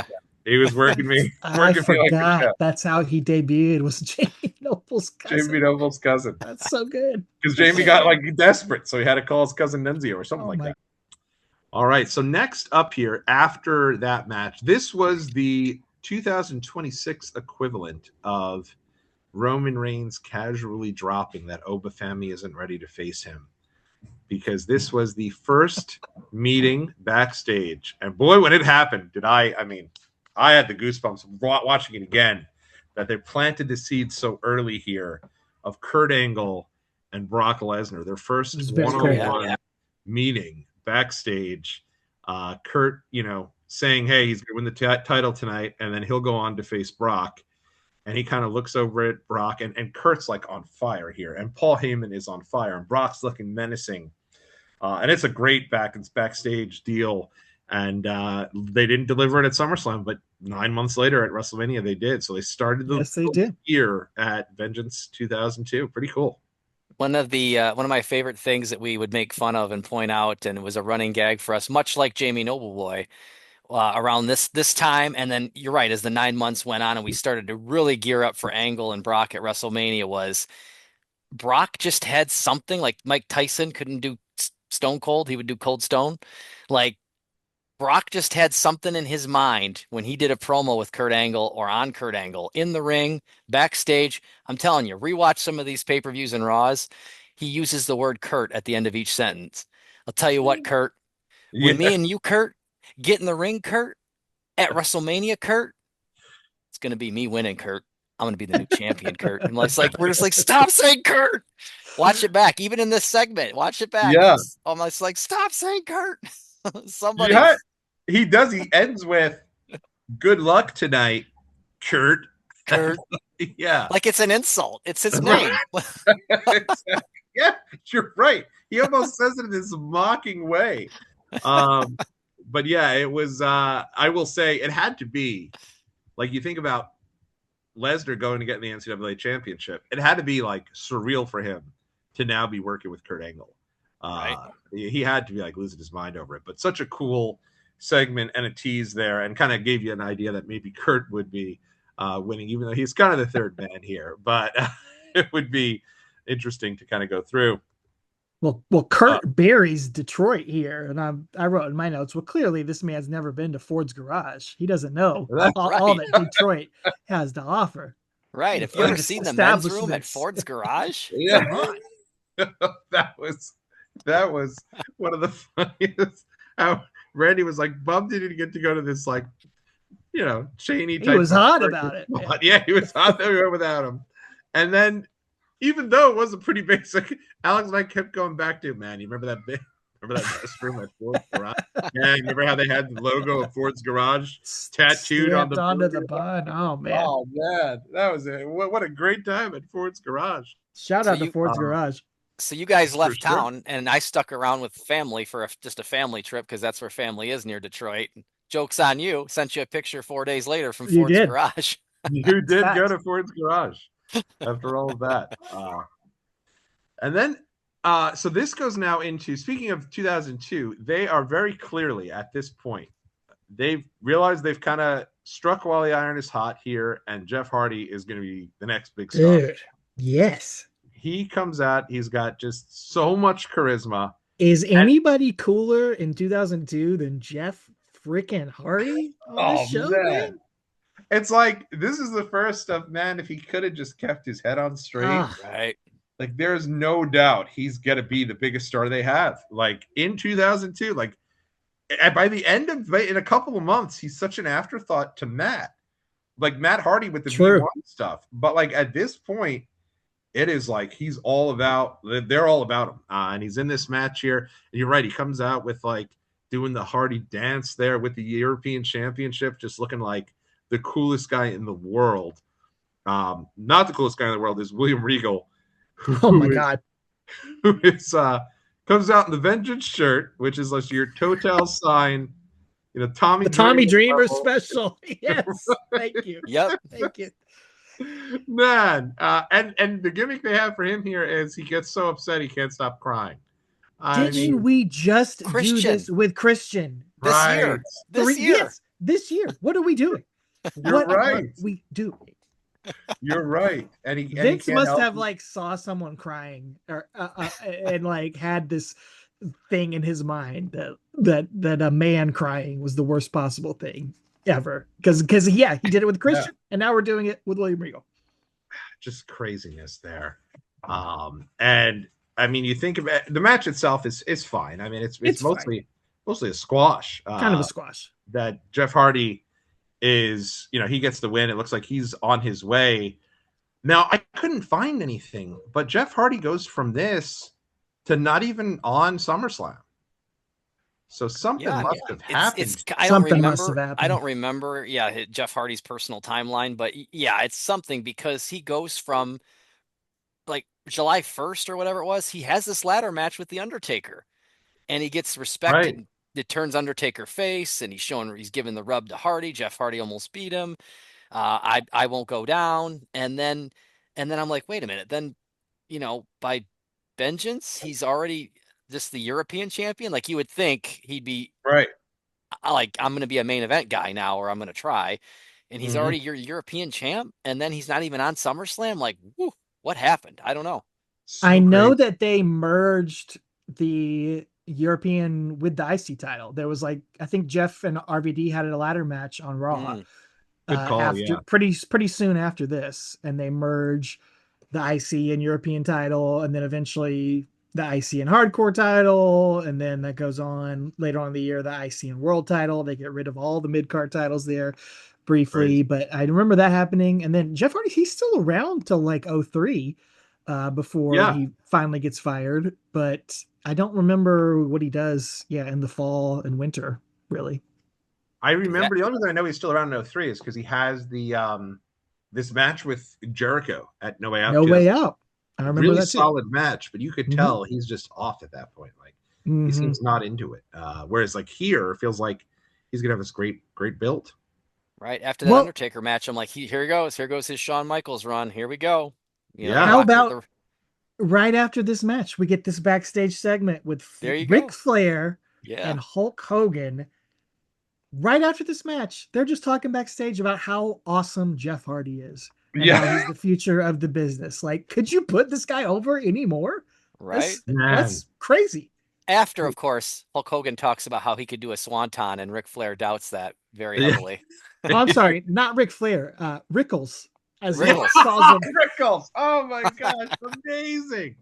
When he goes in there. And not to mention, at this point, man, does it look like Flair's on borrowed time. Like if Oh Hunter yeah, if Hunter doesn't go to Flair and tell him to find himself and get him to be his manager and eventually Evolution, you could tell Flair's done. Like they have nothing for Flair. They see him as just a nothing guy trying to figure something out with him. He's so dude. nothing compared to Hogan. Like it's weird.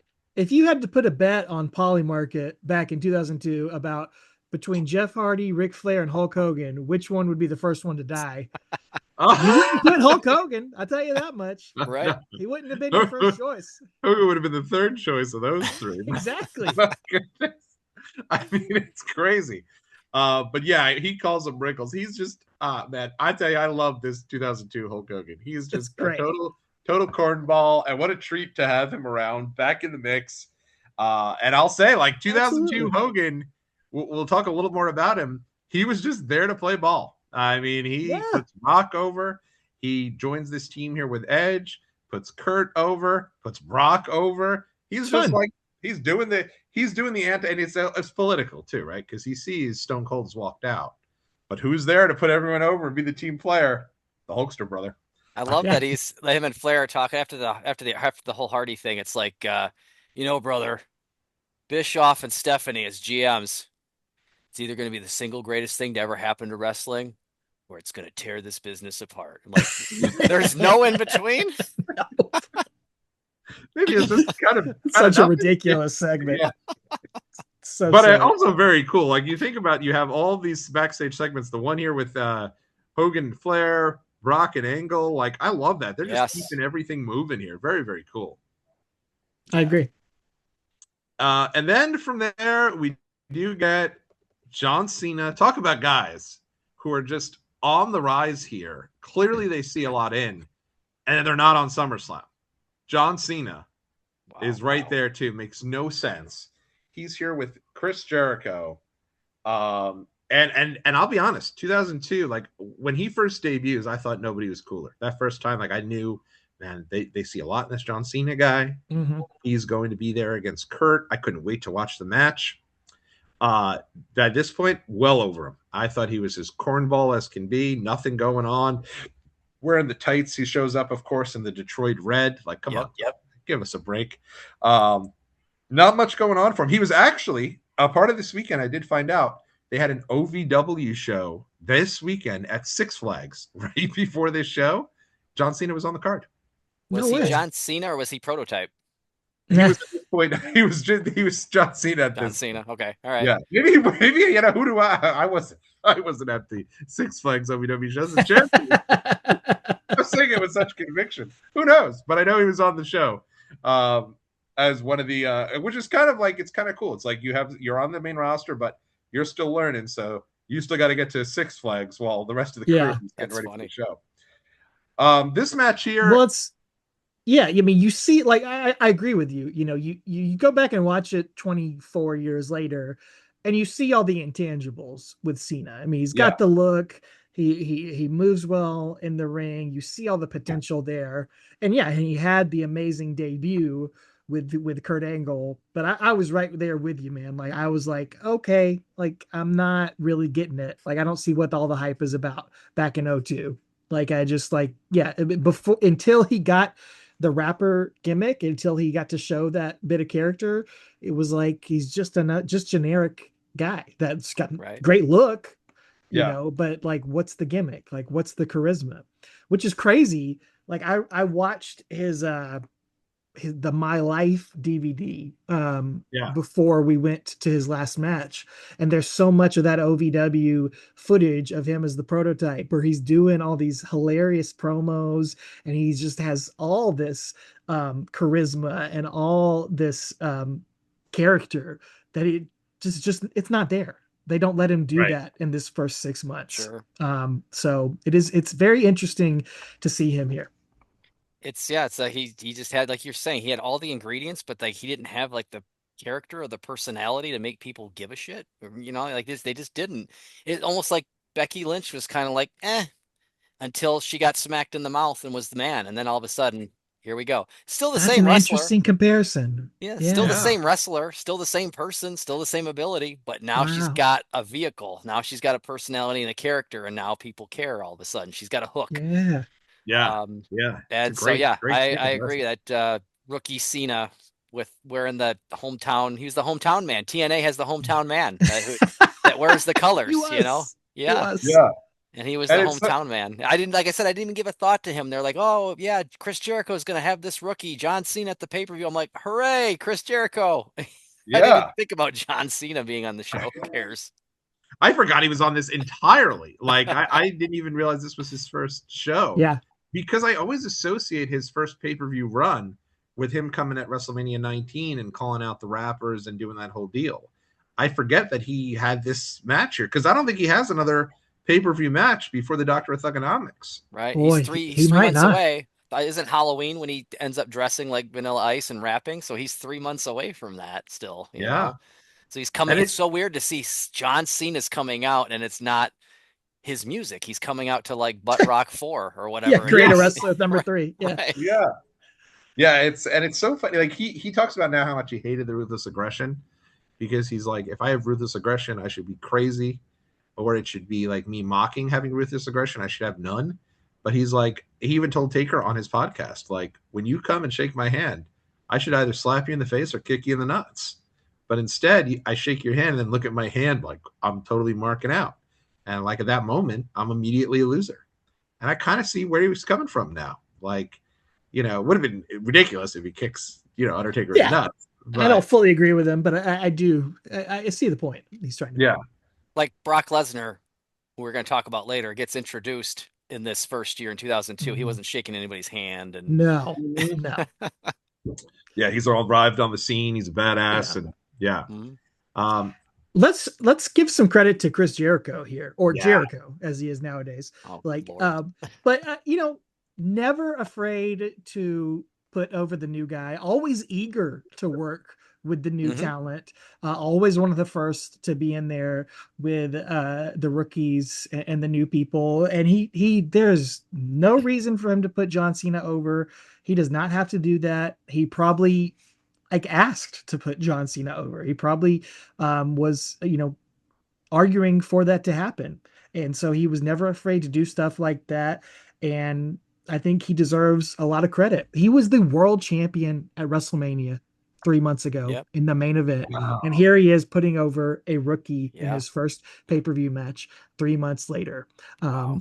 And Jericho knew he wasn't gonna lose anything from losing Yeah. yeah, to John Cena. He was gonna help make a star, and he was willing to put his ego aside to do that. And he's somebody who's done that for his entire career. So Yeah. he I still mean, does that in AEW to this day. So I give Jericho a went lot of on to credit to Jericho. uh WrestleMania 19. He's on to Shawn Michaels, right? Like, so he's not yeah, worse for wear for passing out those torches No, when the time is right and for the right people. So kudos to him. And I was going to say, you're right, at least as of December 2025, which is fairly recently, both guys were still going. Cena only recently retired. Jericho's yeah. still going with, I mean, still going. he's got He-Man battle damage chest now, but I mean, he's still going in AEW to this day.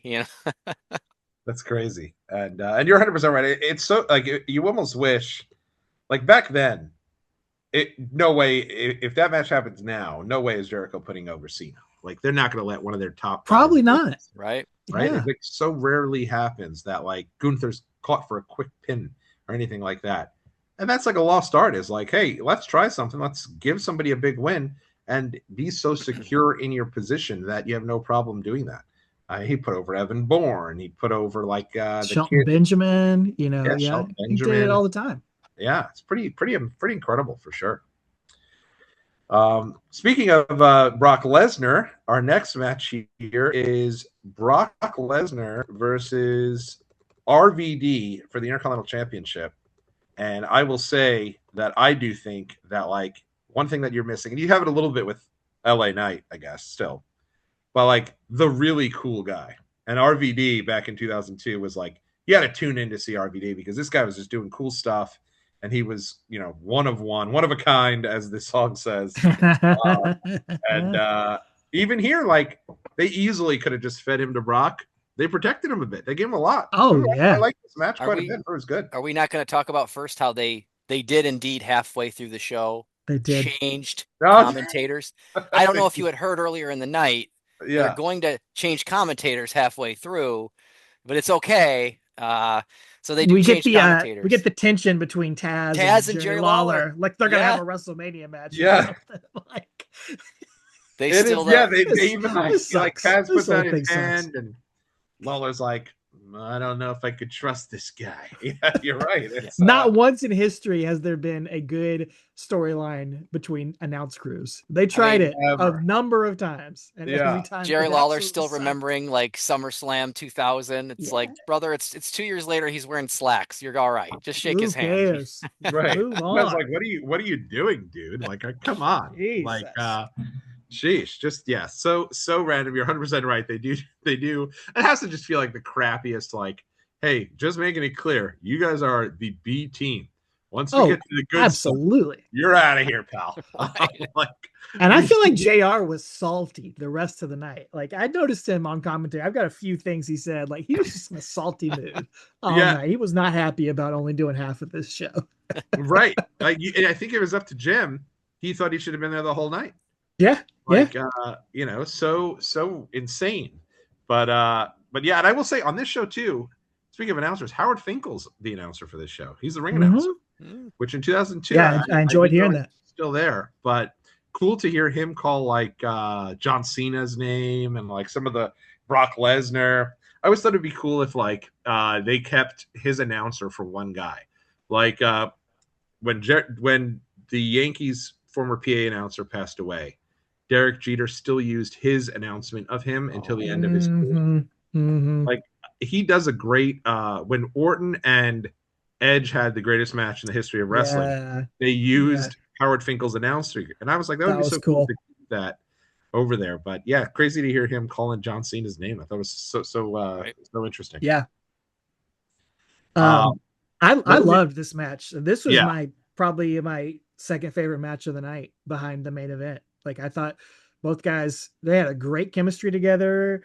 I was trying to think. I don't think they ever ran this back. I mean, it was the King of the Ring finals the month before this, and then they did this, and I was like, man, they should have done this as one of Lesnar's like world title feuds. They could have done a 1 month pay-per-view rematch with these two guys because they had crazy chemistry with each other. And Brock lets RVD like you mentioned, Tommy, like RVD is not a pushover in this match. Like he gets a lot of time to shine, and it's really, really good. Yeah. I loved the fact that back then, college Randy, like, wow, something's got to give here. We got the King of the Ring who's going to SummerSlam, Brock Lesnar, who's never ever going to lose against the Intercontinental Champion. But like something has to give here. Either Brock's going to lose for the first time or he's going to become the Intercontinental Champion. Like, what? Like, so I just remember being very intrigued by this match. And you're right. They did have really, really good chemistry together. Just that whole ring psychology idea of like, not that he's David and Goliath, but how is this guy going to find a way with his vast toolbox of martial arts, that all of his moves that he can do, Rolling Thunder, all that stuff. How is he going to, I don't know if you heard, one foot went to Yale. The other foot went to Harvard. Educated feet. He's got them educated feet. He does yoga too. We got the little backstage segment of him stretching. We always got to see that. How's he going to find a way to get past Brock Lesnar? I would have watched that for at least another match, if not two, Absolutely. Oh, 100%. I thought it was great. Heyman's on the outside. He's treating this like a WrestleMania main event because like RVD counters that F5 and Heyman's like he's like selling it like this is the biggest match ever. Because he also loves RVD, so he wants to make sure RVD gets some shine here as well, even though he's trying to push Brock to do his role there too.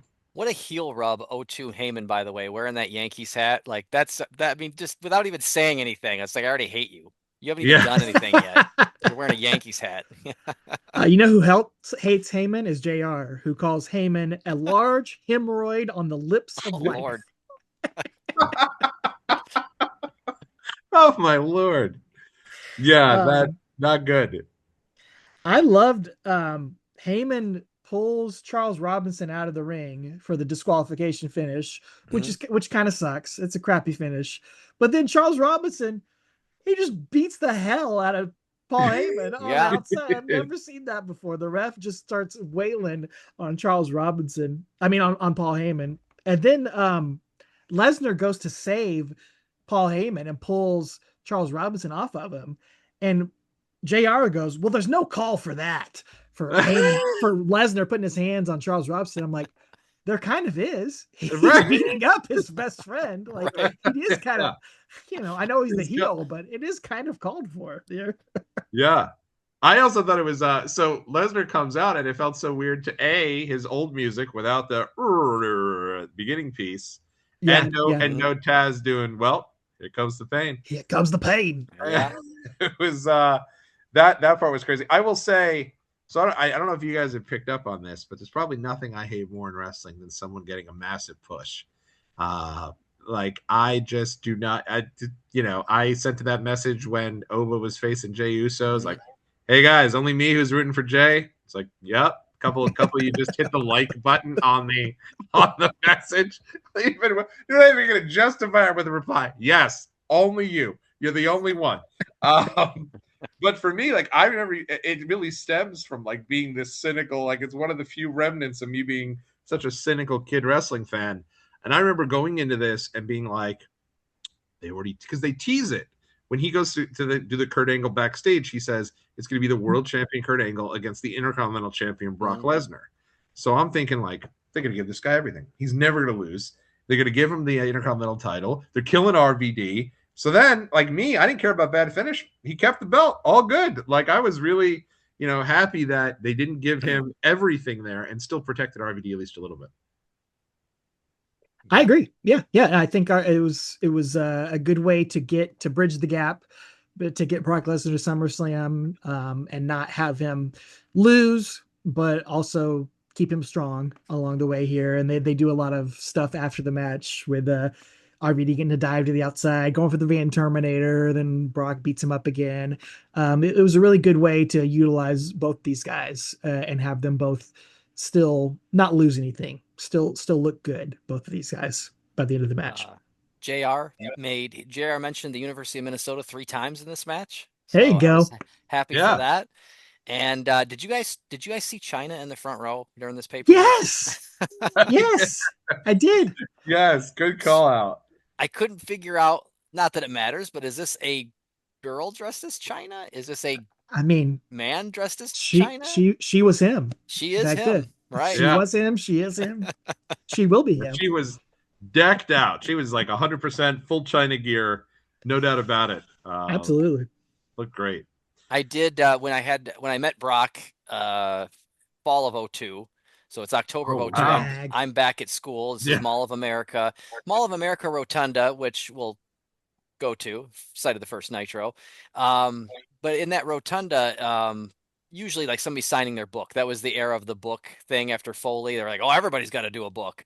So you just buy the book. Like Kurt Angle signed his book, and that's how Chyna signed her book. That's how you meet him. But Brock didn't have a book.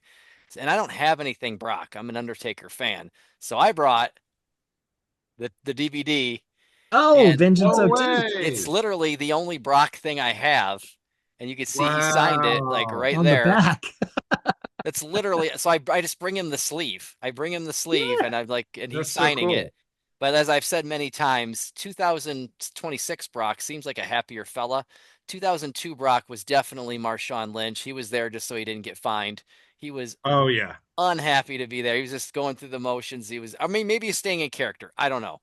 But he did sign it. He didn't say much, but he did sign right over there. He's got RVD in that headlock there, and he did sign it. We talked about how valuable the Vengeance 02 DVD is. You may have one of the only Vengeance 02s autographed by Brock Lesnar in the world, who is a rare autograph to get in the first place. You gotta go to a Canadian hardware store now. Yeah. I mean, think about how few of those he does. I met him the next year, and boy, was he cranky. I mean, just to your point, not happy to meet anyone. And I remember I went up there And it was so awkward because like I met Jey Uso. I told him I went to the Rumble 2025. He's like, "Oh, it's fire, bro. That's fire. I know you're gonna be there tonight, man. We're gonna kill it together." I'm like, "Let's go, baby." Then we're gonna meet Gunther at WrestleMania. Like, I'm ready, right? And I'm old at this point, but back then I tell Brock Lesnar, like, "Hey, Brock, I was there when you beat Rock for the title, SummerSlam '02." And he's like, "All right, man. Hey, so should we get a picture?" I'm like, "All right, great. Thanks." I'm like, I don't even know if I want one now. I'm so embarrassed. Like the guy just was having none of it. Like it was like the cranky man ever. But yeah, I mean, and that's the only run of his entire career where he's doing it to this very random hardware store. Only time he's doing autograph signings because he is so miserable. That's true. And I've actually, when I pulled this out, I forgot, like, oh yeah, he did sign this. Like I forget it's on the shelf. Crazy. Yeah. It's crazy. That was wild. What a cool piece there. I was thinking the next piece, I was like, oh, now, now we even get better stuff. But before we get there, we do have Booker T and the Big Show. This match. Speaking of forgotten, do you think if you asked Big Show or Booker T, they remember this? Yeah. Do you if you ask either one of them, do you remember who you wrestled at Vengeance 2002? If either one of them could guess it in 10 tries. Like they may turn around and say Big Dick hurts if right. I mean, yes. This is like match could not have mattered any less. Oh my! They're fighting over the 2002 NWO, which I promise you, it's not worth it. Both guys, if you. I can't believe they just put up on WWE Vault a 2-hour plus best of the NWO in WWE. I was how about in WCW? Why would we wanted this? The best of video for WWE NWO. That's like me bottling the steam off my poop.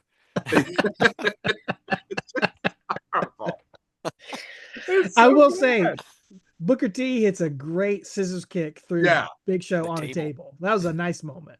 I did think that this match was better than it had any business of being, because you're thinking like Big Show and Booker T, like that's not gonna mesh very well. But like they use the tables. Booker hits the Harlem Hangover. We get the Houston Hangover, and like I don't think that's usual for at least WWE Booker. That wasn't a thing that he did a lot before or maybe since. So I just remember my buddy Doug and I were like, we got the Houston Hangover. Holy cow. Like we were so happy. And it's so funny. I wrote on the insert here, I wrote, because I write the results, I wrote Booker T wins with moonsault. I don't know what I was thinking, but I did not write Houston Hangover. Like, what was I doing? I don't know. Yeah. That is crazy. I will say but Big Show here is such a nothing. Like, it's wild that by the end of this year, he's a world champion. Like, how did they even get back? Like, he's the one who ends up breaking Brock's undefeated streak. Crazy. Right? We famously show the meme all the time when we're talking about WWE New York, WWF New York at WrestleMania X8. He's WrestleMania 18. He's woo, and then he's part of this terrible NWO after Hall and Nash are gone, and Hogan moves on to the red and yellow because the crowd demands it. It's part of this horrible NWO. And like, you're right. By the end of the year, he's the guy that beats Brock. Yeah. Wow. It's crazy. And it's a good transition here because we go to WWF New York. Before we get there, though, I will say, I was watching the beginning of this show, and they do the video package. Trust Company hits, and I'll break away. Right, I'm ready. I'm like throwing it down. I love Trust Company. The other side of me. Yeah. They had this song, and they had the Royal Rumble 2003 theme song. Those were their two big. I don't know. Man. And like, if you ever look at the band's, because I went to look at the band's Twitter, they like recently have talked about the Royal Rumble 2003. So like that's it. They got those two songs, this and the Royal Rumble 2003. Well, I looked them up on Spotify, and the first thing that comes up is they're on a playlist, Spotify playlist called Divorced Dad Rock. Oh my gosh. Like that sounds about right. Yeah. Even me back then, it was just loving all these types. I probably was super into Trust Company, but this song's great. It is a great song. This song. And it's so cool that they still have the rights and kept it intact. Oh man, the video package for the main event is like, I was doing you, man. I was doing the Rock Goosebumps, man. Right. But they play this video package to start it off. Yeah, and then they hit the song, they hit the huge pyro, and it is like a million miles an hour to kick off this show. They span the whole crowd, 5 million signs, all these different jump cuts to all the different parts of the crowd. They throw it to WWF New York, all the people there going nuts, holding up their whatever they had in that area. It made it feel like such a happening. Compare that to they start today, and they cut to everybody coming into the arena. Like it doesn't feel Right. like that sense of like, wow, we're at something super. I wish I was there. Right. Like that is the first thing that I thought of when I first saw this show. Was like Man, it felt great like point. the coolest opening ever. And then they do. I always am just so nostalgic for WWF New York. You know, obviously grew up around here, so I'd love being there. And Ooh, this was a good one. This Tori was and a great one. Yeah. Right. her future mother-in-law, Dawn Marie. Yeah, it was so weird to see the two of them casually there together because boy, what was waiting for them for the remainder of this year Yeah. is insane. And they're just I thought I was a Tori Wilson guy, but Dawn Marie picks Undertaker to win the main event. So I guess I'm a Dawn Marie guy. Todd Marie guy, yeah. When And they they were do. also arguing over who looked better in a thong because she won this thong for best, or she won the Slammy for best thong or whatever. The Golden Thong from the There you WWE go. Undress There you go. special, which I certainly stayed up and recorded and Oh, may have yeah. rewatched multiple times. I can't remember. I don't know. Oh, man. Hard to I say. wonder if to this day, Tori Wilson, I gotta ask on Twitter, the creepster I am. I've got to go and ask and see if Tori Wilson still has the golden thong. Oh, she does. Proudly on your shelf. Yes. Yeah.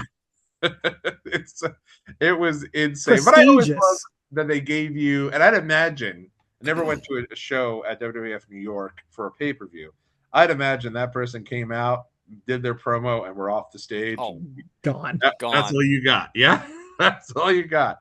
But it had to be just such a cool, like, the next best thing from being there live is probably being at WWF New York. See, we always thought that in Minnesota. We watched like 36 or 32 straight pay-per-views at my buddy's house in college for the school year, not when I was gone in the summer. But like we would watch that and be like, man, like it'd be how cool it'd be to be at the pay-per-view. And then man, oh man, in the secondary though, man, going to WWF New York during a pay-per-view must be just the greatest thing ever. Like I wish I would have had a chance to go. I would have stole the menu. I guarantee you I would have stole the menu. Oh, you have to. Yeah. Yeah. What a mistake that I didn't. I was there. I remember being there when I had graduated middle school, and my grandfather came in from Florida, and the big surprise is we were all going to WWF New York for lunch right after. Wow. And I remember being like to my parents, like, "Hey, I want to go. A couple of the friends are going down to Applebee's. Is it cool if we all go with them?" And they're like, "Well, we're thinking instead of going to WWF New York." And I was like, "Guys, deuces. I'm out of here. I'll see you guys on the other side." Like the happiest kid ever that we're going to WWF New York. But yeah, it's a shame it didn't work out because it was a really cool place. And I would have loved to have gotten there because they used to also do SmackDown Live at WWF New York on Tuesdays. You can go there and watch it. Wow. And so like the taping. Oh, yeah. Wow. You didn't even have to read the spoilers that night. You could just watch it. Wow. You can watch it live. Yeah. So it was a little less for me when they called it the World. I'm like, it's not as cool as WWF. I think it was the World here for this. Yeah. It was already the World. But it was inherently the same thing. I still would have loved it if I got a chance to go. But so it's funny because when they became the World, it became more of a concert venue that WWE was trying to promote, and they made it 21 and older to get in. So like we would try to eat there every time we'd go down to like Times Square, but we were at that point too young. So until they were really starting to struggle for business towards the end, they lifted the 21 and over. Is this like Dunkin' Donuts is just Dunkin' now because they want to show you they do more than just donuts? Right. So it's like, exactly. We're not WWF New York. We're the World. We do more than just WWF, by God. But it was like, I remember going with a friend because they had some like Chris Angel hanging. Chris Angel was like submerged. The resident there. Yeah. Yeah. Submerged in water for like 3 days. And we went and watched him like being right there over like throughout there. So yeah, for whatever reason, like my high school time was spent a lot of time at TRL, and then right after that at WWF. You're living the dream, dude. Yeah, that's what every kid wanted to be. It's pretty nuts. So this part here is one of my favorite parts of the whole show. Triple H chooses which brand he's going to be on. And it's crazy. I didn't realize until Randy mentioned it that these guys are just announced as the new general managers the week before this pay-per-view. Right. So it is like brand new and fresh. I love AEW. I watch that too. I love their pay-per-views. Sometimes they're a little longer, but they do give you good wrestling, right? Wrestling matches. And WWE, always got WWE over here saying, well, wrestling's not all about the matches. Right. Yes, it's somewhat about the matches, but you got to have drama and it's all about the moments.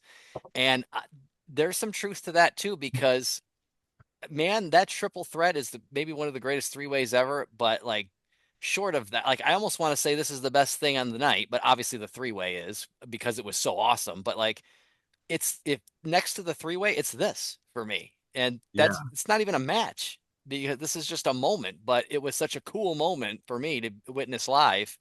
Like it's secondary to the main event. So like, yeah, wrestling's about the moments sometimes.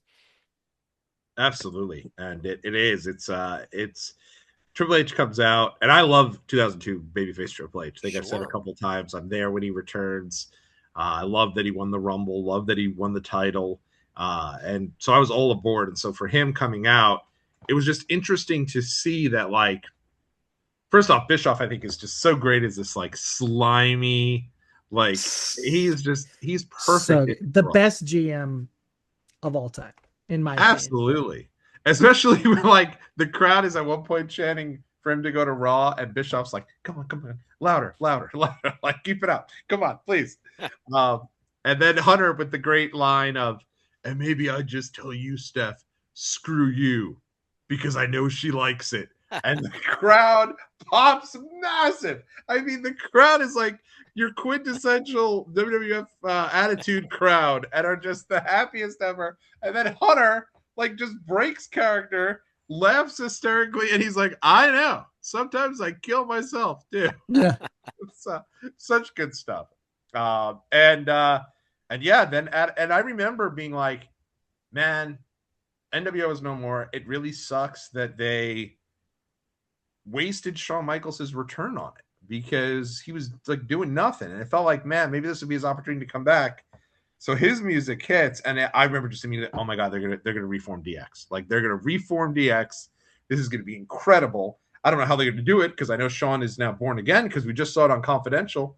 But like, I was so like, because obviously DX is doing all crotch chops and everything. Right. Right. And so I didn't know how they were gonna do it, but I was just like ready for it. And it was like such a smart move by Bischoff to bring out the best friend to be the turning point right as he's about to choose SmackDown. So well done. This is before any of their reunions, right? So it's kind of like them This was the first tease. right. And this is the first time they start Yes. like doing this and mentioning DX. Like, oh my God, Yes. they're talking about it. Like, and I agree with the crowd starts chanting for it. They're like right. salivating for And I this. agree with And Tommy. I I'm like, remember how, as a kid, yeah, how they gonna they do come out this? on Raw the next night, and that's when they do the turn immediately. Right. And I Yeah. wanted them to like do a little bit more of a DX tease before they do the turn. But yeah, we all wanted the DX reunion. We were ready for it. Yeah, for sure. It was crazy to me to like realize seeing them together that night on screen and in person, like, wow, Triple H is really bigger than him now because I don't remember that being that different when they were in 97, right? It was a little bit different than Right. I was like, they 97. were kind Yeah. of Good two call. peas in a pod, almost could be mistaken as brothers, and now it's like, holy cow, he's way bigger than him. Yeah, quadruple H. Right. But Yeah. Sean's also in the Tommy Dreamer special Vengeance Yes. t-shirt as Should have well. got me Yes. one of them. Should have got me. Oh man. Let's talk about what Steph's wearing. Steph's got The she's Sister trying to Love outfit. she's trying to Bruce be a Pritchard, man. businesswoman. She's no longer the billion-dollar princess, as she's trying to convey. I think that would loosen up a little bit over time. Yeah. But she was wearing the pink T-shirt and the white business suit because she was trying to show that she was the working woman. She's all grown up Brother now. Love. But She's all grown up now. hey, you can wear something from neck down to toe. We know what's under there. We know. Yeah. We know, Steph. Especially with Hunter talking about, like, yeah, Right, hey, right. yeah, I know she likes it. And it's crazy. They're still not married for another 2 years going into this, or at least one Right. more year. They get married the next year because Vince has the match The with Steph match. right before Yeah. right before the wedding. Oh Um, yeah, right. but I completely agree with that. That it's almost done perfectly because it's like Hunter, you've built Hunter up as this great babyface, I thought at least, and have done so much to get him solidified. Then you tease this DX, and he immediately takes it away from you, which is probably the only way he's going to get to be a heel.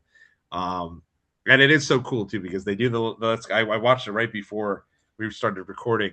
They're doing the Let's Get Ready to Suck It, and Sean's doing the whole thing, and then Hunter just bang kicks him, grabs the pedigree. Sean sells it like $1,000,000. Yep. And I still was not convinced it was going to be Sean. Like I was like, well, who is Sean going to get to go against Hunter? Yeah. Because you just never thought he was going to be back. Yeah. Yeah. And lo and behold, it was him, and sets up one of my favorite matches of all time at SummerSlam. Me too. The only thing, this segment was so perfect. It was so perfect. The only thing that could intervene is technology, and it's got the unfortunate, like, the microphone cuts out at the absolute worst time. And I remember this being live when I was there live. I don't know how it came across on pay-per-view that night. I know how it comes across on Peacock now, but live and in person, when he's got that microphone and he's gonna say, tell Stephanie, suck it, Steph, because he's going raw because he wants to have fun and friendship with Shawn Michaels. He goes to say, suck it, Steph. He very clearly says, suck it, Steph. But the microphone kind of cut out. And I don't think anybody did it. It was just malfunction.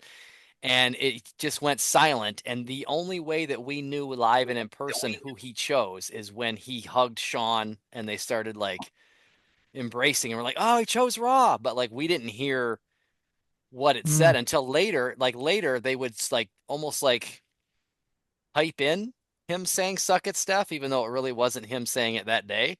And now they clean it up and now it's sorry, Steph on Peacock. If you watch, or I'm sorry, you're not right. Peacock, Netflix. Sorry, Netflix. Yeah, he does say sorry, Steph.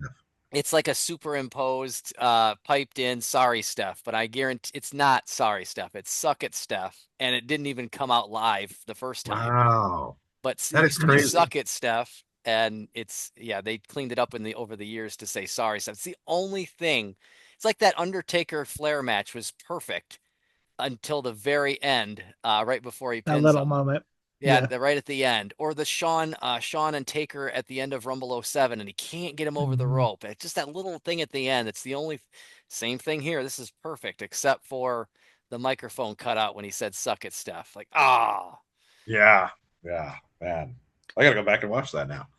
Well, you know what really puts it over the top is that we all need to know immediately after this is Rikishi's thoughts on Triple H's decision to join Raw. That's what we're all desperate to know what Rikishi thinks about. Well, first they do pose on the ramp.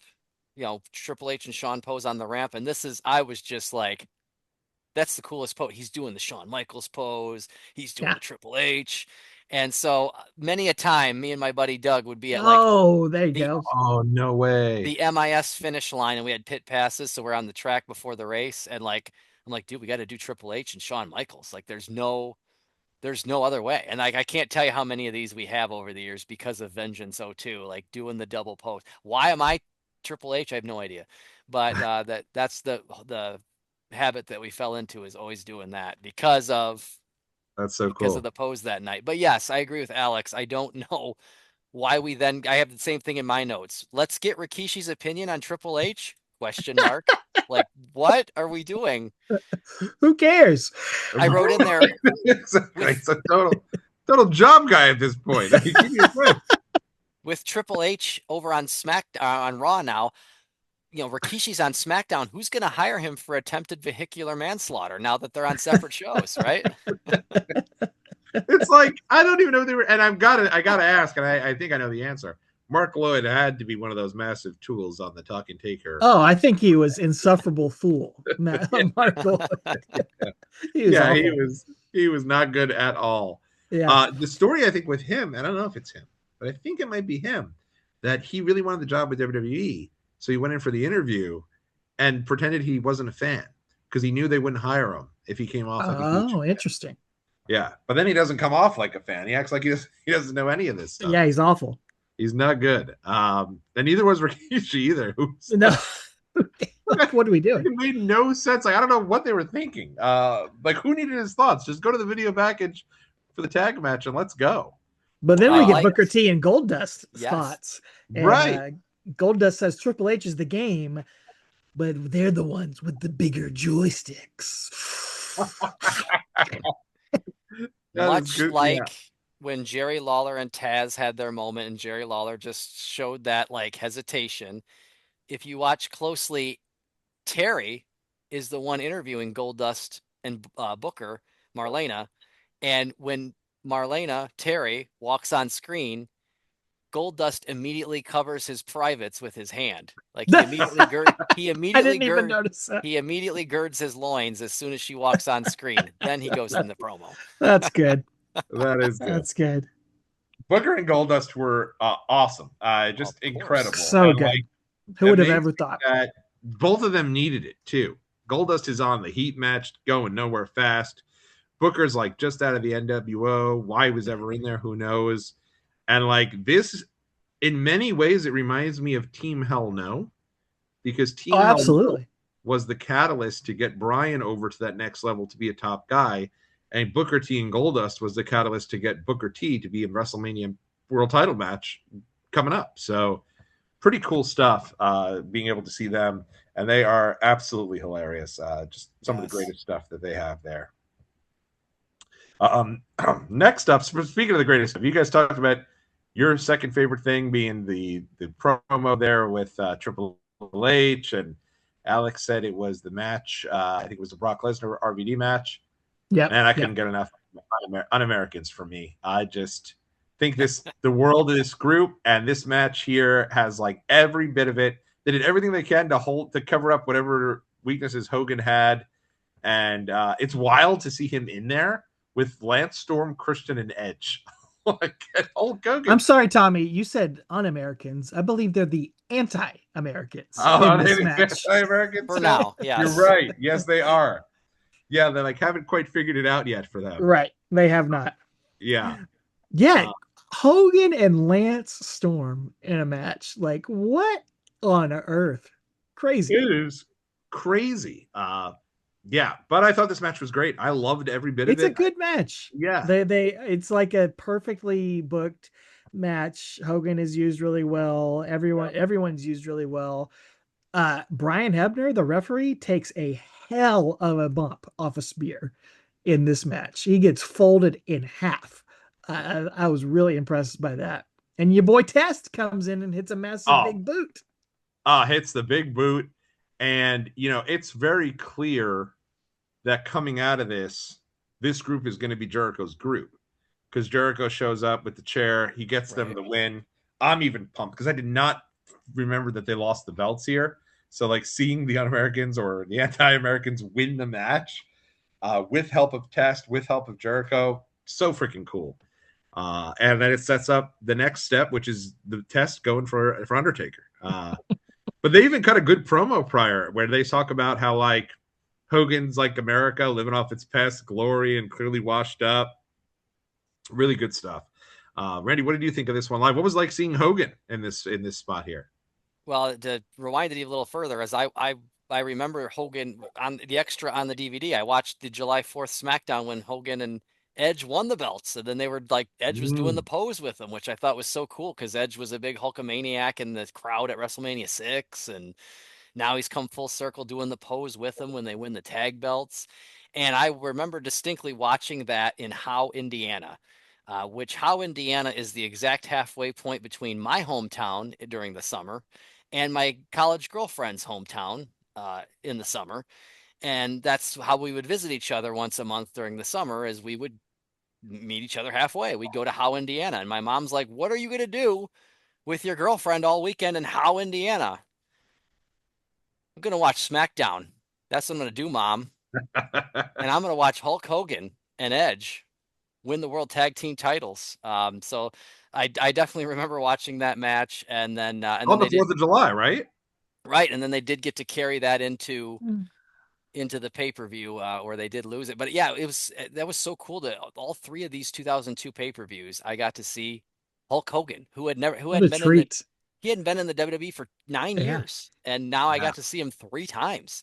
And he did three like very different things from, debuting with the NWO and then fighting The Rock in one of the greatest matches ever. And then he's like, by July, he's tag team champion. So he's been a world champion and a tag champion, and he's been back in the company for 5 months. Like, that's crazy. Like, that was So Unbelievable. and Very here cool. you are now in 2026 asking yourself, how Indiana? How how can I? Indiana, right? I like Yes. that. You're asking yourself that every Wow. weekend. Wow, I love that. Very cool. That is good stuff. We also would be remiss if we didn't mention Rikishi's run in to neutralize Test while wearing Mm, his T-shirt that has his ass cheeks printed on the back of the T-shirt. mm, It looks like Subway bread, unless you're looking at it close enough, God. And this pay-per-view is brought to you by Subway, so that It makes There is you sense. brought go. to you. What's your Subway order? I always did. I just always got turkey on wheat, which is what I have at lunch anyway. But like With Subway, ketchup? no, I wouldn't do ketchup. I would do turkey on wheat, and I would do the banana peppers, like the banana Oh, you got peppers. to get the banana peppers, man. Yeah, give me some like some Swiss cheese, and then I let's do some mustard. Yeah, yeah. I do the cold cut trio or the Italian BMT. Okay. Uh, lettuce, tomato, oil and vinegar, mayo, salt and pepper, oregano. Yeah, maybe banana peppers sometimes. Yeah. Yeah, like Well, $5 foot long. I mean, you could either oh, crush the it all at $5 foot once, long. or you could Oh my save God. half of it for like the Yeah, next save day. up Or next day, depending on the day. Yep. Yep. yeah. Never once. I was eating that whole foot long every time I had a chance that there was no way that was in my fridge. So you could theoretically, yes, you could save it for lunch the next day, but I don't believe I ever got there.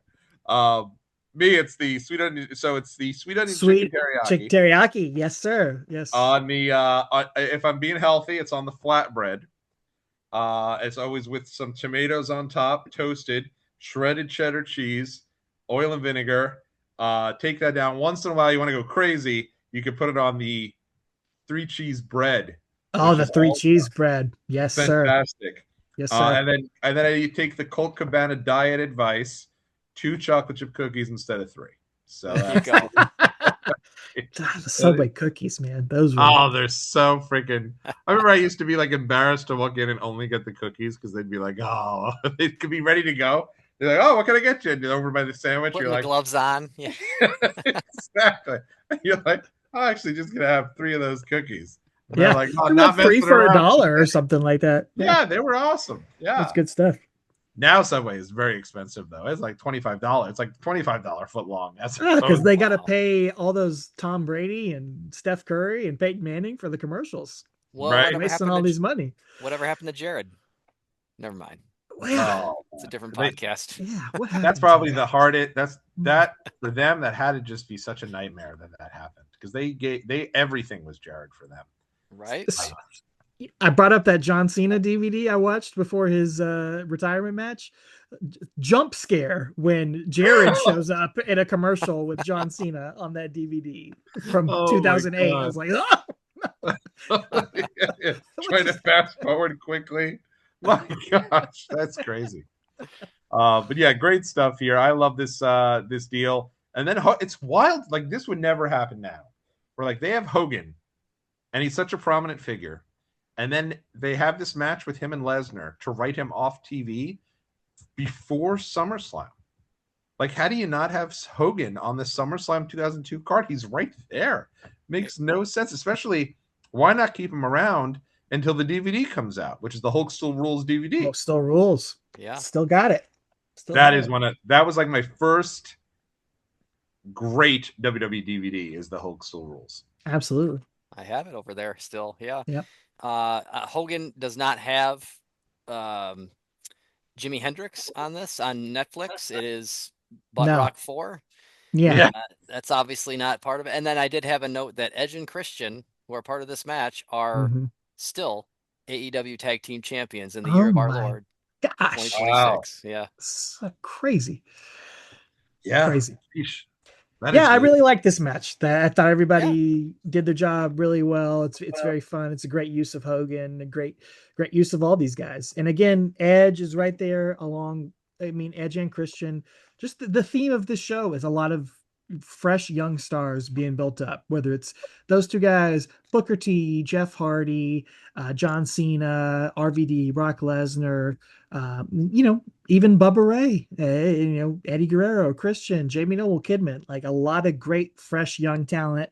Very transitional period for WWE in this day and age. Um, so it's cool to see.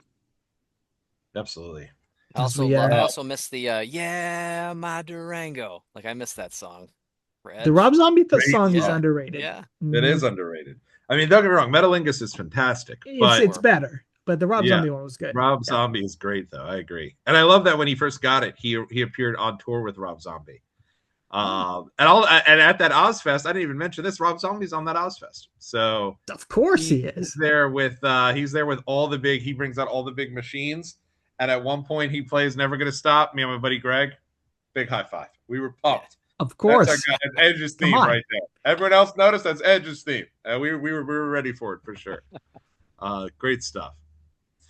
So this does now lead us to our main event of the evening, triple threat match: Undertaker versus The Rock versus Kurt Angle. I still say this has got to be one of the top 5 triple threat matches of all time. Right. Right. You know, I And was trying to think what else is up there. You got the WrestleMania 20 with Benoit, Triple H, and mm, Michaels. And then you got Seth, Brock, and Cena from Rumble 15. And this one, like I think these are right. the top three. I Right. agree. I didn't want to like jump to an emotional decision when I was there, but I was just like I was there watching this match and he lost the belt and he lost the title and I felt like I knew that was going to happen, but I was still like I still left the building that night going, that was awesome. That was maybe one of the best 3 ways I've ever seen. And Dude, I tried not to be like, was it really yeah. good or was it just because I was there? But I think it was really good. You listen to JR and King after the match is over. They are putting it over immediately as an instant classic, like one of the best matches they've ever seen. And we watched this.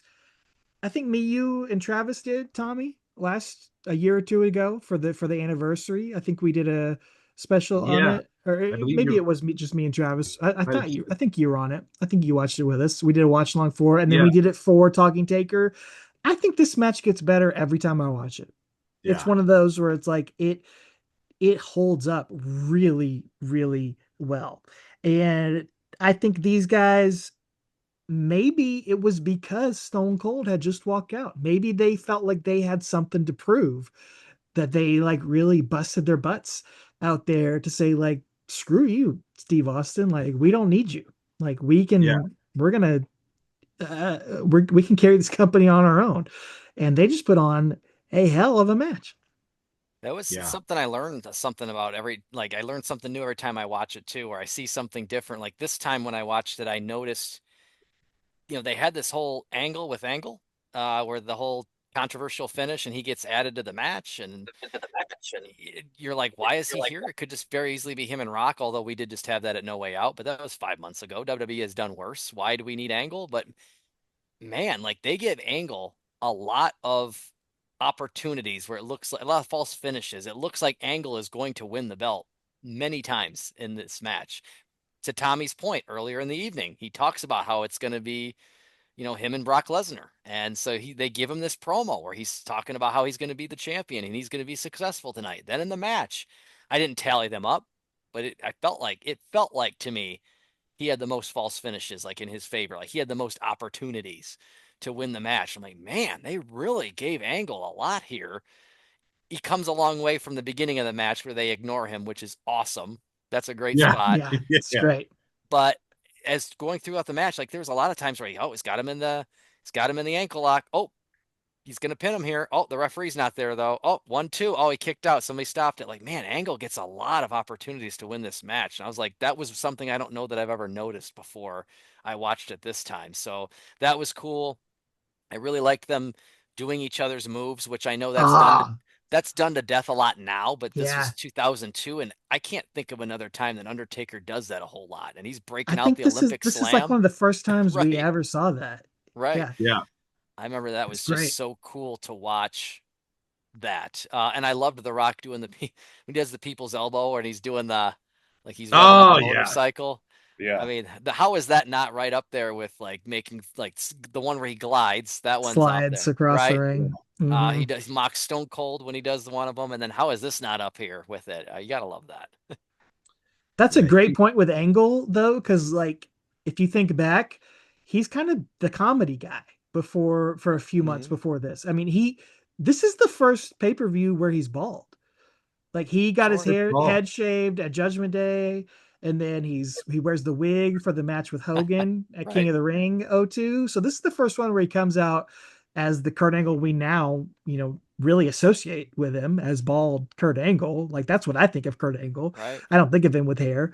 This is the first time he ever came out like that. And this is where he's really getting back to being serious Kurt Angle after a few months of being silly, goofy Kurt Angle. And it really reestablishes him there in this match. I hadn't thought about that till you just said that. Well, yeah, like he was in the ring with Undertaker at Fully Loaded 2000, and he got his butt whipped. I mean, he got a good rub. I think you're right, but he just got his butt whipped in that match, and now he comes back with the Undertaker 2 years later in this match, and he almost wins the title many times. Like he's come a long Yeah. way. Pretty crazy. And it is, I will say that, because obviously, at some point, probably next year, we'll do SummerSlam 2002 and talk through Next some. month. What are you talking about? I would love to do it next month. I know you guys Live got in like this basement right here. right. We could do it. But Rock, I think one of the reasons why people turn on him so much for going to movies is because I really think he was just coming into his own as this top-notch worker. He is fantastic in this match. So good. I mean, So he's good. so crisp on everything he does. I mean, don't get me wrong, he's in there with two of the best of all time Sure. in Angle and Taker, but he's great in this. And yeah, you're 100% right. When he wins that belt, it really feels like, yeah, screw you, Austin. We got the Rock still. And then after that, we're gonna have Brock Lesnar, and he's gonna feud with Taker, and we're ready to go. You don't fit into our plans, but we're not gonna miss a beat on this. And this match I really think kicks off the great part of 2002. You start with this, and then now you've got the SmackDown 6. Rey Mysterio debuts right after this as well. He's in there with Kurt Angle not long after it. And it's such a great show. It's so much fun. I do. I think it's a great main event. One of my favorite, if not my favorite, triple threats of all time. Is it fair to say that Detroit on this night in July of 2002 was Detroit Rock City? Ah, there you go. It's so true. And you're right, Oh my Alex, too. Like, God. JR and King are so pumped at the end of this. It's almost like they were also like, we're going to be okay. I Like, think they were blown away by it for sure. I was going to add another triple threat that I think belongs up in the pantheon. I had to look it up to remind myself who was in it, but WrestleMania last year, WrestleMania 41, great call. Io Sky, Bianca Belair, and Rhea Ripley. Yeah. Hmm. Excellent triple threat that I think belongs in the conversation with top triple threats of all time. Can make a case, too, that the main event of that night, Roman, Seth, Punk, a little around storyline, a little around Paul Heyman. Yeah. But it's a Sure. great match as well. But you're 100% right. Yeah, that's a good call too. Was it Io, Rhea, and Bianca? And that Bianca's last match to this date. Holy crap! Wow. That's crazy. Breaks her Hopefully finger. not forever, but yeah. Yeah, you never know when someone gets pregnant too. Or their Sometimes finger. Yeah. Finger. Oh, that finger was so terrible. Yeah. Speaking of milestones, first and last here, they do mention it during this match, but the Joe Louis Arena. Mm-hmm. Undertaker won his first WWE championship in 1991 in this arena.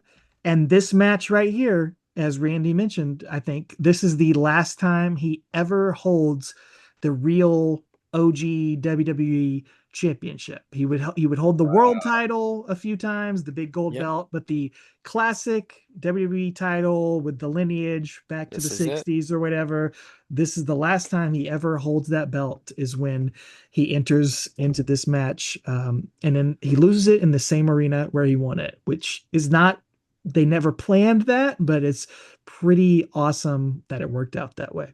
And I'd be remiss if we didn't mention very similarly in the very same building in Joe Louis Arena in 1999, The Big Show won the WWF title, Mm, where he also competes against Booker T in 2002. Just saying, very yeah, similar. of course, It's like neck and historic. neck. Yes. Yeah.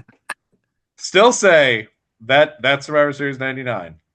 It should have been Taz as the third man to win that Ooh, triple threat.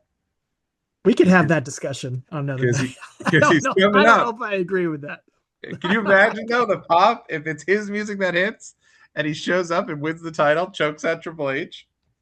Well, I kind of noticed in this match right here, I feel like JR is burying Taz a little bit because he keeps saying nobody knows more suplexes than Kurt Angle. Oh, Yeah. This man has mastered more suplexes than anyone in the world. I feel like Good point. we're forgetting about the human suplex machine right here. Yeah, not for nothing. Not for nothing. not for nothing.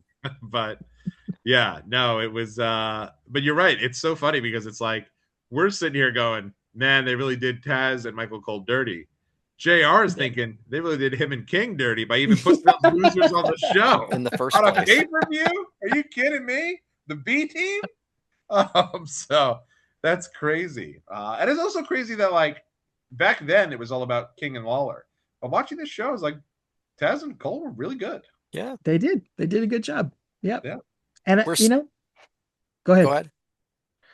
I was just gonna say this was a good show overall. Yeah, really good show. It showcased a lot of young talent. It's an important show historically in a lot of ways, and I think if this main event, Kurt Angle and Rock, if this main event was on a big pay-per-view, a SummerSlam, a Rumble, or WrestleMania, it would be talked about in the pantheon of great main events. I think it hurts it a little bit that it's on a B show, but I would recommend anyone who's watching this who hasn't seen that match in a long time to go back and watch it and tell me it does not stand the test of time as one of the great matches of this era. Yeah, I'm so fortunate to be able to go to two B shows. I had mentioned earlier in the night, February, typically a throwaway. No Way Out. I mean, I know they try with like an Elimination Chamber for a while was February. Right. Try to gussy it up that way, but No Way Out a lot of times a throwaway because it's right before Mania. Vengeance, July, whatever is a lot of times a throwaway because it's before SummerSlam. I went to both of them that year, and how lucky was I and fortunate that like those were really good years to go to those shows because you don't always get that, you know. Those Great were really point. good years, and we talk a lot about uh Curtis Axel still in the Royal Rumble, right? That's right. Undertaker has never got his contractual rematch for the Undisputed Championship from this night. I don't think he ever got it. Yeah. I'm just putting it out there. It's not over. Well, I will say too, the finish here is just it's one of my favorites So because good. Rock hits it, he gets the pin, but the second the three comes, Taker leaps to try to break up the and he's just that close. That close. Right. Yeah. And that is like awesome. What a great way to protect really all three of these guys. You know, Kurt probably gets the most offense and he shows he can hang in there. To your point, Alex, like he's a goofball prior to this with the fake wig, and now he's hanging in there with those guys. Then gets the win over Ray, and everyone always says, "Oh, Ray should have won. It was his first pay-per-view match, or don't book it." No, like Angle should have won that, in my opinion. I think it makes sense. Like he's your top guy. He gave the rub to Ray by even being in that. So I thought it was really good stuff, and yeah, I agree. And I'm so glad, Randy, you got to go there and to share. Thank you for sharing your stories here on Watch Along Wrestling, and I know Alex, I think you're going to put up on Talking Taker as well. So I appreciate you being willing to do that. Well, we'll meet again for the the discussion on the September 10th, 2002, Billy and Chuck SmackDown from Target Center in Minneapolis. We'll be here for We got to that. do SummerSlam 02 first. Yeah, we do, yeah. Well, we got SummerSlam 02, we've got Billy and Chuck, and then we got Survivor Series. Survivor Series 02. So That's we yeah. still got 3 more That's of our O2 still journey. 3 more, and we're going to be wrapping all 3 of these up in 2029. So make sure you Come on. no, we got to do. We'll make sure we do it. We'll make sure we I'm get ready, them. man. We got We it got this the by momentum time to do going. the Let's keep it SummerSlam one. going. Let's keep it I going. know next week I think we're all a little away, but maybe the week after we could do SummerSlam Mode 2. That would be awesome, man. We could do it in August because Yeah, that one was in I agree. August. You know, You're right. we Right. don't do have it. to do it before this Yeah. SummerSlam. I was being Because a very hey, old. we're going to SummerSlam. We are. We're bringing Right. the Pod Street crew back to SummerSlam. We should all see each other in person. So Yeah. very exciting times for the 3 of us. Looking I was forward to seeing everybody. being a very old man, having my old man moment with my son, telling my son, in my day, SummerSlam was at the end of August. It Yeah. was right before school started. And Fitz is 8, and he's just like, "What are you talking about, man? It's always like August 1st, August 2nd, Yeah. if not July that one year, remember? Yeah. I wonder if they moved it because of the fact that so many people wrap up and go back to school earlier in August. Yeah. But yes, Yeah. we will all be going to SummerSlam together in just a few weeks. Excited for that. Can't believe that we're all going to be able to get together again. The whole Pod Street crew as well. 3 of us all got Absolutely. together you all got together except for me for WrestleMania. I was at Because you died. Yeah, Yeah. I died. Yeah. And then the 3 of us had the impromptu trip to John Cena's final match. Incredible. Just some 7 months ago, and an incredible time there. But anything you're particularly looking forward to about SummerSlam before we wrap it up? Well, hanging out with you guys, like I mentioned, I went over the itinerary a little bit today, trying to put some of the puzzle pieces together. Although I don't have all the pieces yet, because is Taker going to have a one dead man show? I feel like no, because he's probably busy with AAA, but never know. Is there going to be WWE World? Are we going to be going to? So I don't have all the pieces yet, but I was like getting excited, like Yeah. salivating, like putting it together a little bit today, and like the idea of us going to all this stuff like really makes me excited, and going to see the site of the first ever Nitro, or i.e. Mall of America. I guess that's there also, but just going to do all these things with you guys and hang out, and like to be able to do that, we always have fun regardless of where we've been. I think Alex has talked about some of our exotic cities that we visited, such as Cleveland and Indianapolis and Detroit. But for you guys to come here, for me to be able to show you Yeah. like my life, like this is my house. You get to meet Dee and the kids. Everybody gets to see, like, this is the record store I go to. This is my toy store here. Like everybody not only gets to hang out and be together like we do in a weird city, but we get to do it in my city. And I'm like, wow, that's really cool that this is going Pretty to cool. happen. So that's what I'm excited for. Yeah. It is. It's incredible. I see. I've seen that room there behind Alex so many times, and last month I got to go Right. because I was down for work in North Carolina. And honestly, when I go to these solo trips, I get a little bummed sometimes. I have to leave the kids, I have to leave, my wife, and you're just sitting in a hotel by yourself. So I took the trip down to South Carolina and got to watch the Survivor finale with Alex. Very cool. Kate, and got to see Joan, got to talk to Joan, and got to go into the man cave. I could have spent like hours and hours there. All that stuff. So freaking cool. And what an awesome moment that was. So, yep, can't wait to see everybody. Shout out Steven, shout out Trey, shout out Travis, coming up here in just a couple of weeks. And before we do get out of here, Alex, I want to give you opportunity as well. Anything coming up on Talking Taker? Well, we just did our episode for the month of July. I don't know if it lives up to Vengeance '02, but another classic Undertaker memory is him as the star of Surf's Up to Wave-a-Mania. We covered it finally after 9 years of Talking Taker. We covered The Undertaker as a talking penguin. Reviewed one of the worst animated movies of all time, as ranked by multiple websites. So you got to check that out here on the Talking Taker channel. And then, of course, stay tuned for the big vlog of the SummerSlam trip. I know, Tommy, you will be vlogging your version of it. I'm sure you'll have the daily updates and the Superstore update. And I like to do on my channel just one big video of the whole trip. So it's two different perspectives of everybody's trip and everybody's version of it. So make sure you subscribe to the Talking Taker YouTube channel and the podcast channel, wherever you listen to podcasts. Awesome. Love it. Well, thank you both so much. So glad we were able to keep this tradition going here. And so excited to see all of you in just a couple of weeks. And hopefully, all of you, if you did have any memories of Vengeance 2002, please let me know in the comment section below. I'd love to know your thoughts. Someone slid into my comment section today to tell me, oh, no, that WrestleMania 27 was a bad show, but I will give you the theme song, Pretty Rockin'. That's what they How dare you? started before we're written into star. If you were China in the front row, Yes, get a let hold of us us. know. Oh, please. Love to interview you. That you guys got to take that on Talking Taker if we get the opportunity there to interview. But awesome. Well, thanks so much. And since we are also the audio is also going to be up on Talking Taker, I guess we got to end with the more traditional exit there. Should we hand it over to Randy, the reins of that, Randy, since you were there? Go for it. Go for it, Randy. Oh wow, I feel like Travis. I wish I had better hair, right? Like, because Travis has got like that Jesse Katsopoulos hair. I don't have that. He does sound like it's not there. That's a great color. If you were there, as Tommy just said, please let us know. If you were China, please let us know. If you're the person that washes Rob Van Dam's singlets with all that swamp ass after his matches, I don't know if you guys ever noticed that when you watch his matches. If you're that person, let us know. But otherwise, we will stay safe. Everybody get ready. I saw the back to school section at Walmart today. I did too. Got excited because I'm no longer the student. I'm the parent. So I got excited when I saw that. So get your kids ready to go back to school. Everybody stay safe. And we will see the Pod Street crew right here in this basement, which looks like mankind's boiler room behind me in just a couple of weeks. And until then, take her easy.